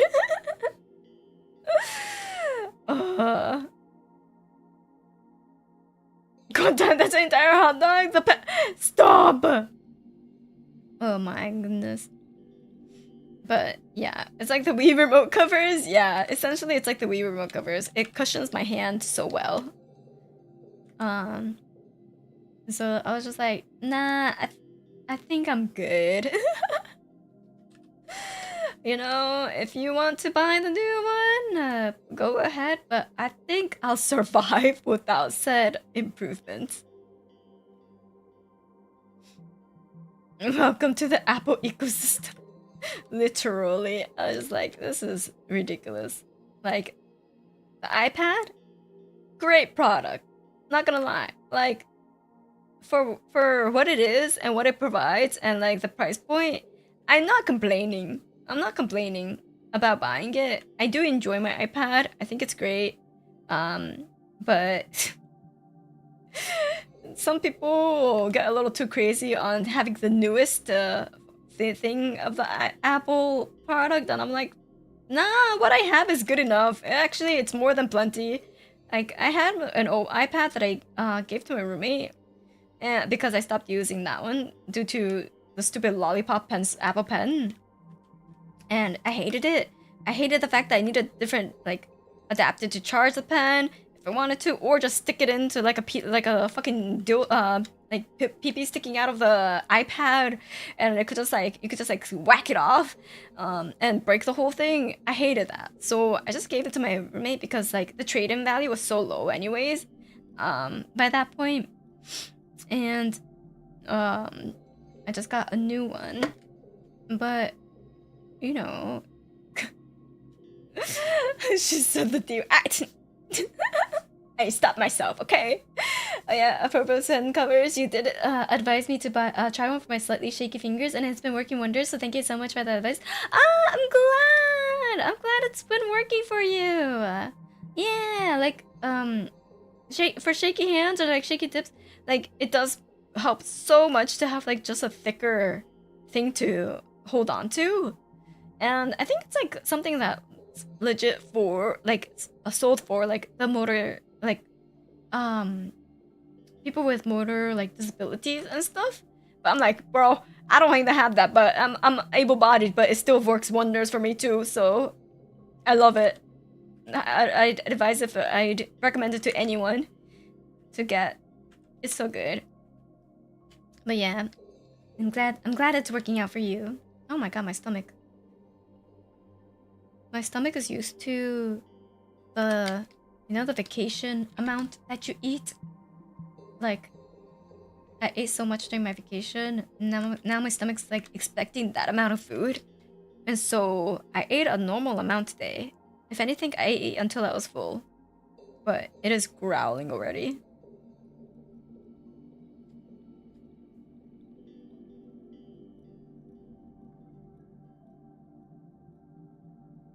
Feed the stomach? No, I ate so much during my vacation. It needs to go back to its regular diet. No, a healthy amount. Like I ate. I mean, okay, it may possibly be the fact that, like, you know, my Q line in my stomach there. That's a better way to say it, right? Chat, you won't get all grossed out. My Q line was a little long, so I didn't really eat as much as I probably could have if I had a healthy Q line. But unfortunately, but I just still ate quite a bit. So, you know, I need to get back to my usual eating habits, which is very healthy. It's a very healthy amount. Give it all the snacks? No! If anything, I've been kind of eating more than usual. Probably because I'm a little depressed from the lack of light. So I did start gaining a little bit. Not much, but I did gain a little bit. So I'm like, huh. It's probably because I've been getting a little antsy, stressed, and depressed from the office situation. But hopefully it'll go back to normal once I'm back in my office. Yeah, stress eating, exactly. Like, it's not too much because I don't usually stress eat. I have been snacking a little bit more. I have been drinking a lot more coffee at work, and the coffee at work isn't sugar-free. Well, the coffee that I like isn't sugar-free. So I'm like, okay, that's probably adding up.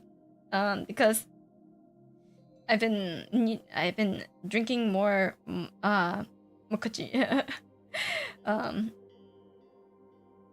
Mochas and having the snacks at the office. Yeah, usually I don't drink sugar. Like, I don't drink coffee with sugar in it, but like the mochas at the office are actually pretty good. So I end up drinking the mochas at the office. But when I drink coffee at home, I don't add any sugar to it. So yeah, mochas are good though, right? I love mochas. So that I've been drinking more than usual, which might be explaining my slightly added weight. I mean, obviously it's just mocha. Like, when I say more than usual, it's just like one cup per day. So it's not that much. But I was like, oh, I didn't notice it when I weighed myself.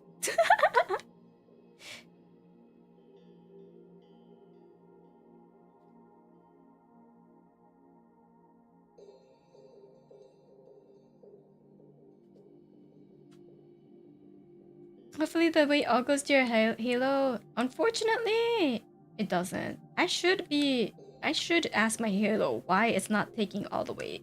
That's a good idea. I should ask my halo, why isn't all the weight going to you? Hello? What do I even have you for? Stream more and lose more weight? Truly, I just need to stream more. Is it because I haven't been streaming as much? Well, no. Have I been not streaming as much? I can't tell. I feel like I've been streaming as much. But maybe you know, I've lessened it, so, or unknowingly.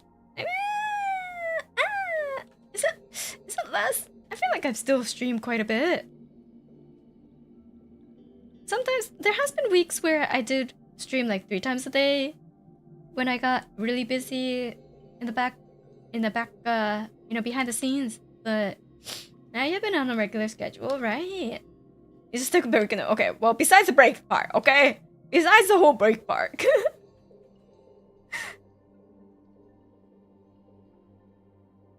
Before that, it's not like I lessened my stream time that much. Yeah, I did listen a little bit to just like catch up on all the work.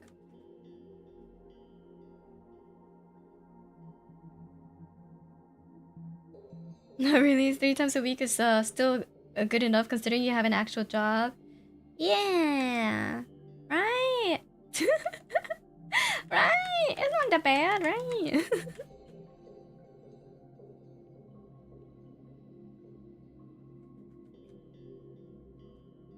I think I did stream like 5 times a week. during the a bit more during the time that I first debuted, but and sometimes there are weeks where it does end up being 5 times a week, but I've been managing it a bit more so that I don't end up with those type of weeks, because those weeks killed me. Literally, I was so dead during those weeks. So I was like, you know, quality over quantity. I'll try to keep it quality over quantity. Before it was quantity, but now I want to focus more on quality, you know?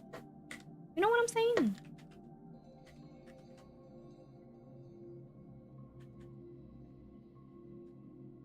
Although, I don't know, on the YouTube end, I feel like quantity is a better strategy.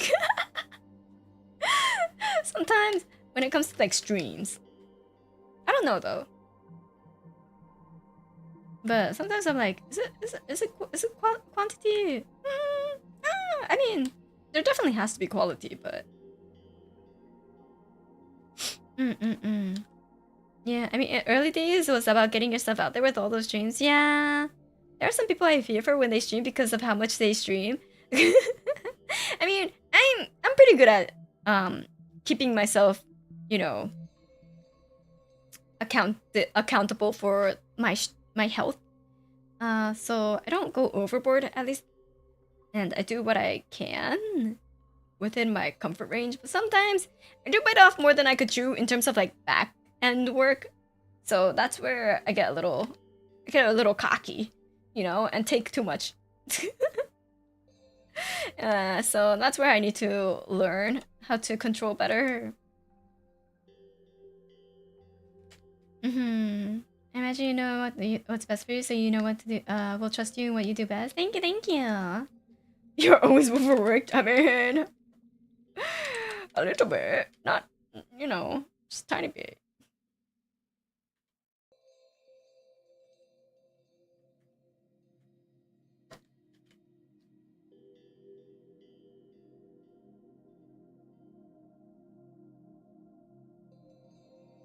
Making sure this looks like Leora.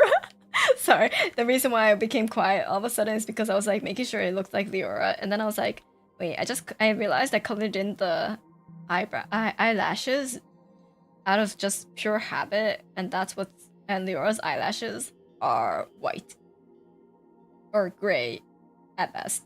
So gotta make erase it out. Yeah.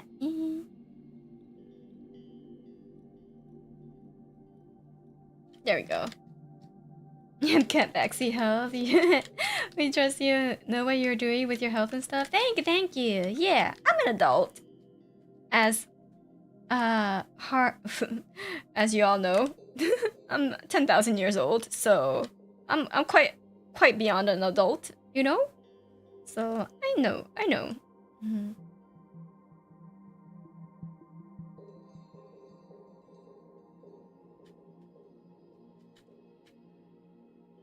Granny Gray, no! She's an adult. You rarely see white-haired anime girls with white lashes and brows. Neat of her design to have it. Yeah, like where everything is like gray. That's quite nice. Cause yeah, usually it's like black lashes or like dark eyebrows. So it's nice. She's like fully gray, silver, white. It's kind of hard to place, because it's not like, you know, pure white. It's definitely not a pure white. It's kind of like a warm white, but with cool shadow and highlights. So it kind of gives a very unique color to it, which I think is difficult for some artists to like emulate. Which, and by some I mean me. By some I mean me. I'm the artist. I'm the one that has trouble emulating, but it's a very pretty color. Yeah, it's like a light gray. It's eggshell satin white. Wait, you're right. Eggshell is a perfect description. Eggshell satin white. We. She just called you are not pure. Not in that. Oh my god. I mean, I'm not gonna deny the other one too, but yo, hey, that's not what I meant when I was saying pure white. Okay, pure like, I was talking about her hair color.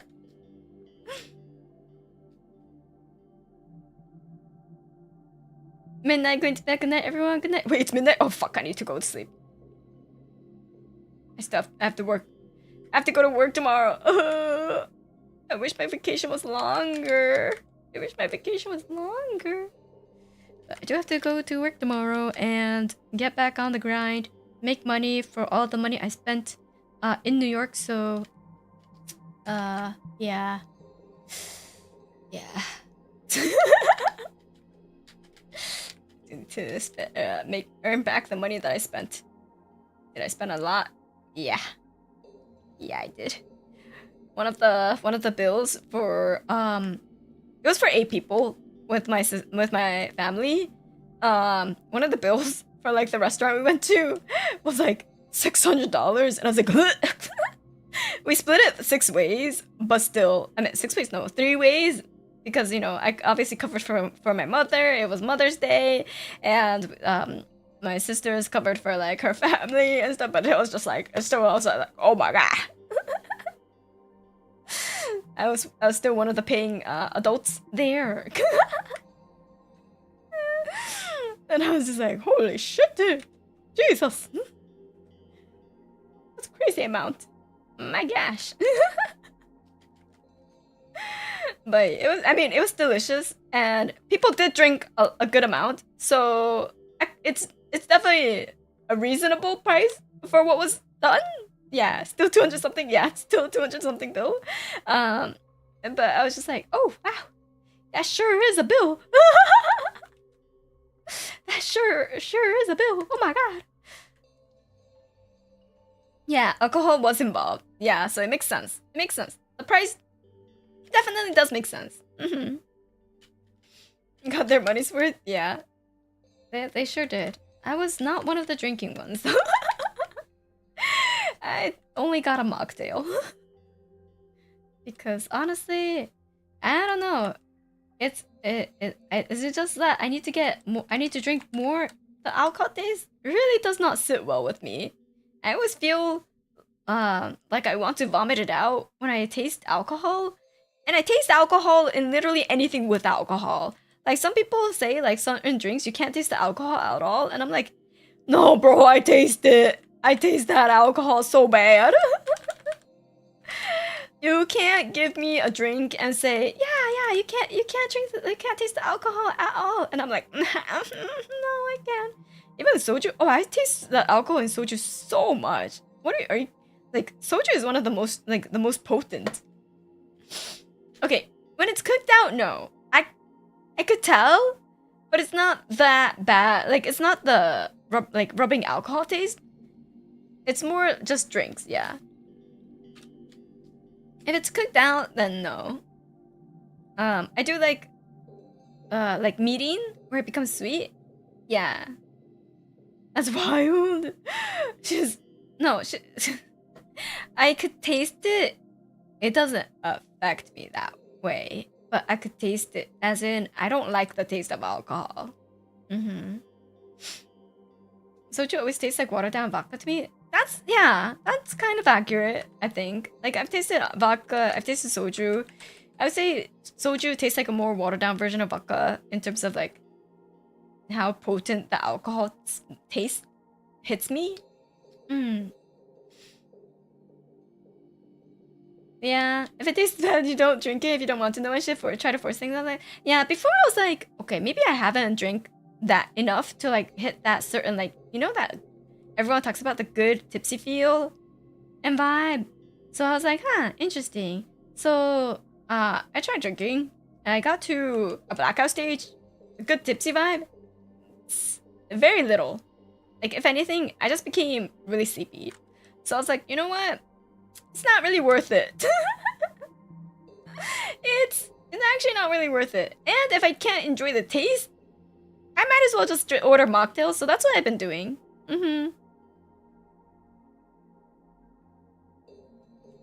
that's about it, you know.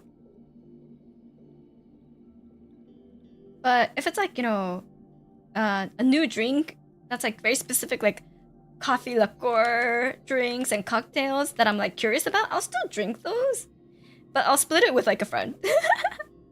I'll still take a sip and I'm like, I could taste the alcohol. Okay. Like, for example, one of my friends ordered a chocolate martini that was like a strawberry chocolate martini. And Leo ordered like a normal chocolate martini. The normal chocolate martini, like the alcohol taste was so like hit in your face. Oh my god. But the strawberry one, it wasn't. It was actually really, really good. Yeah. So I could appreciate certain drinks. But yeah, it's not like, you know, I need to drink. It's not like I need to drink. That sounds very good. Yeah. The strawberry one was super good. Okay, wait. I've just been going, but I should really wrap up the stream. I should really wrap up the stream. Okay. Yeah. Yeah. Yay! This is how we're looking so far. I'm gonna actually, you know what? I'll just like merge these ones. I don't need these separated. It's fine. Okay, put it to full. Merge selected layers. And then copy and paste. And move it. Hold on. Move it over like this. And then, oh well, bam. There we go. Now I'm actually scooched over. But yeah, this is how it's looking so far. Noppy! Hi, Noppy! Hello! Cheesy pizza, yeah! Wait, Noppy, have you ever had New York pizza before? It's so good. It's so good. Excellent progress tonight. Yeah, okaeri. Tadaima. Yeah, everyone say hi to Noppy. My dear friend Noppy. I've had New York pizza, but not in New York. That's not real New York pizza, Noppy. No, that's not real New York pizza. You can't say you had New York pizza if it's not from New York. It's something in the water, Noppy. It's a New York water. Fake New York pizza. But the menu said New York pizza. It's like how, you know, there's like that whole California pizza branch. And it's like all over the world. It's not actual California pizza. New York pizza from Domino's. That's not real New York pizza. I've had Italian pizza. I outrank you all. I have Italian pizza before.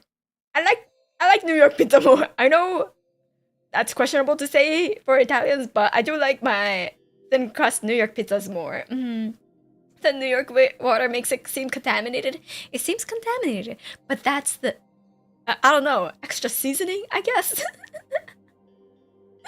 The Florida New York water makes the crust thinner and crispier. Oh my god, it's so good. I mean, is it better for you health-wise? Probably not. But does it taste good? Oh hell fucking yeah, it does. And same with bagel. New York bagel, or East Coast bagel in general, it's so good. It's so good. I went to the dip bagel place. I think it was literally called like Dippin' Bagel.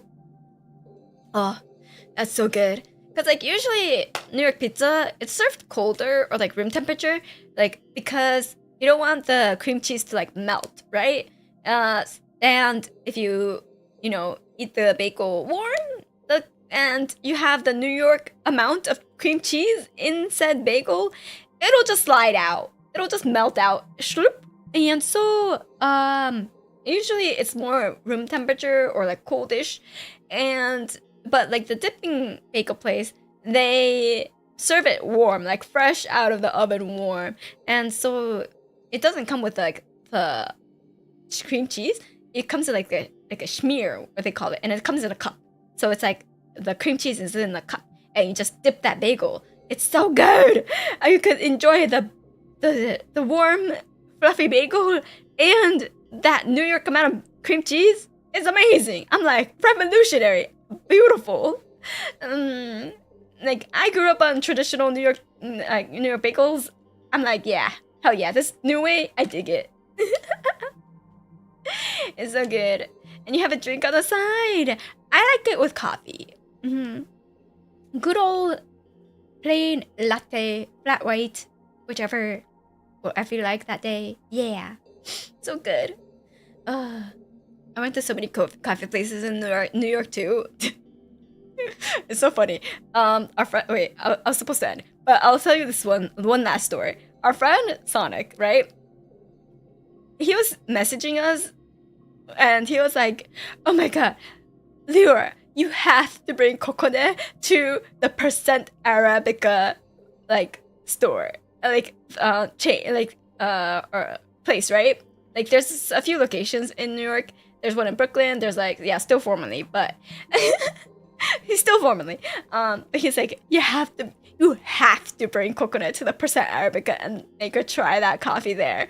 And so we're like, we saw it, and I was like, oh, that's the place Sonic suggested. So I was like, okay, yeah, let's grab one. And so I took a photo of that place, sent it to Sonic. I was like, hey, I'm here. So I tried it. I got the Kyoto latte. And the other friend that was with us, they got the normal latte. To be honest, I like the normal latte better. The Kyoto latte, it's like, you know, the sour taste of a certain coffees.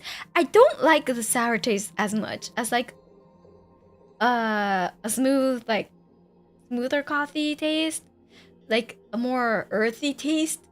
You know, I think the sour is technically categorized under like fruitier taste.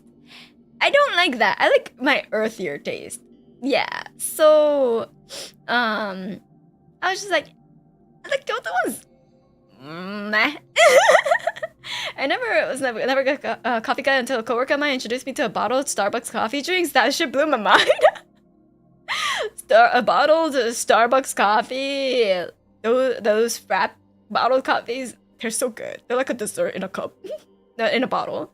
That sounds like spoiled coffee. No. It's not like that type of sour. It does sound under-extracted. It's supposed to be more like, you know, the fruitier sour. But to be honest, like, to me, it comes out as sour. So I like the normal latte much better. That one's close to the usual coffee that I get.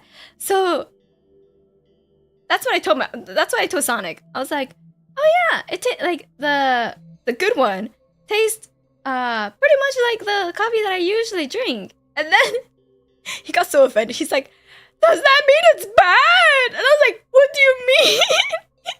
I was like, no, it tastes like the one that I like. And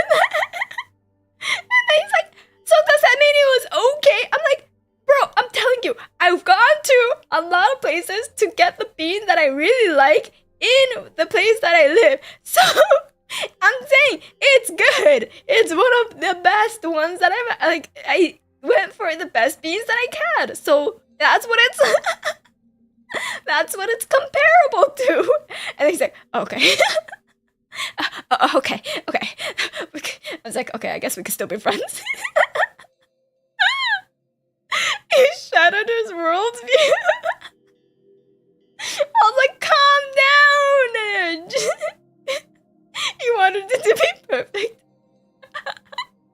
I was like, bro, chill. I'm not calling it bad, okay? I'm not calling it mediocre either. I'm saying it's good. He's like, yeah, but is it like a meh good or is it like really good?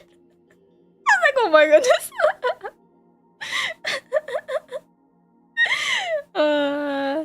Formerly known as Sonic can have a win when he's not formally. I was like, Sonic really went, she hates me. Yeah, that was the energy. Perfect or terrible, nothing in between. Yeah, he does have that tendency. Well, was he sponsored by any chance? No, he just gets really attached to things that he likes. As you can tell by the Sonic and etc. But it was pretty good. It was pretty good coffee. I did like this place called, oh shoot, it started with a D. Oh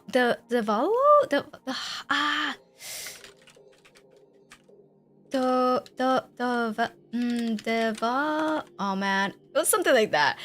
But like that place I really liked.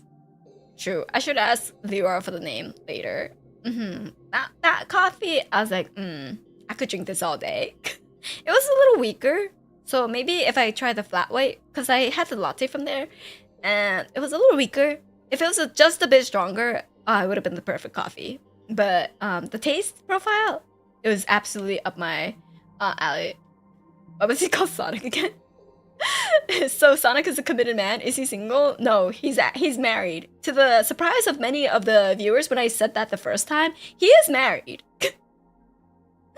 He's in a long-term married committed relationship. So why is he called Sonic again? Because literally that is his most favorite thing in the world. His Steam profile picture is Sonic.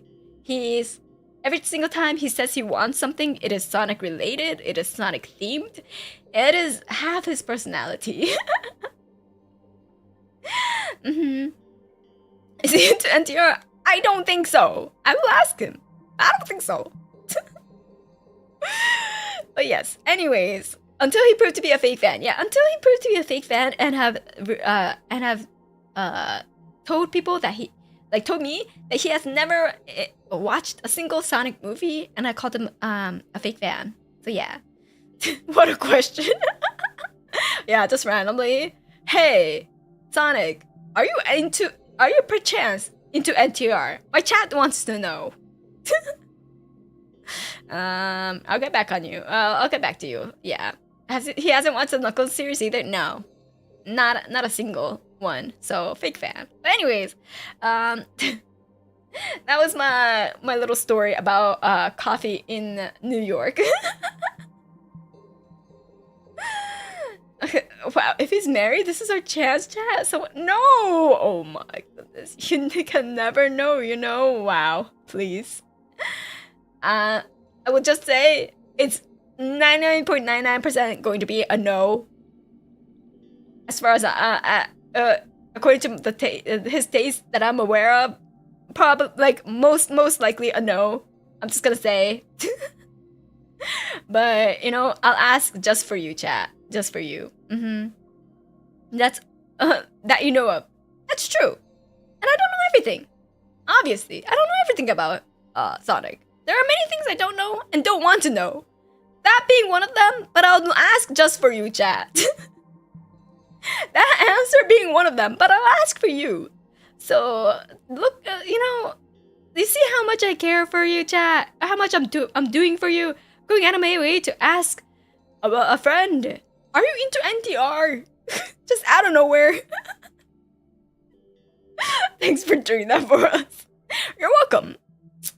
I will, after getting said response and after translating it back to you, chat, I will completely erase it out of my mind because that is not a thing I care to know about this friend. I don't know if it's a good thing to do for us. I don't know either, but I will do it. I'm sure Sonic will find it amusing. Maybe. Yeah. I think Sonic will find it amusing. So, anyways, I will go now. I hope you are excited for this month's monthly wallpaper with a star guest of Leora, and it will be done hopefully next week. I'll see. But anyways, I will go now and see you all in 2 days. Yeah, I think I set for Wednesday for another stream. So I'll see you all in 2 days for Hades. Kokone. Bye bye.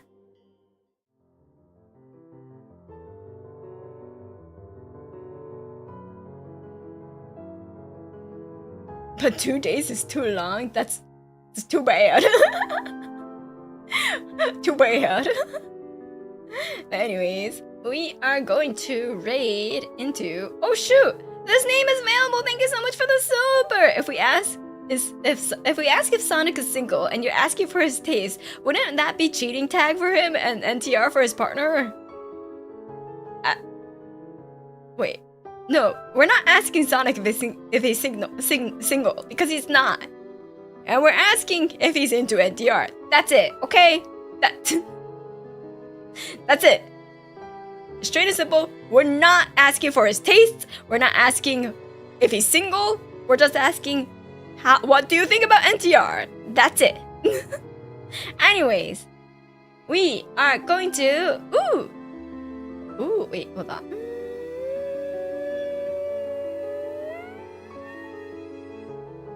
Yes, we're going to raid into someone who was in our chat earlier, Sky Shinryu. So, be on your best behavior, okay? Don't ask Sky certain things that we're gonna ask Sonic, okay? We are just be on your best behavior, okay? Okay.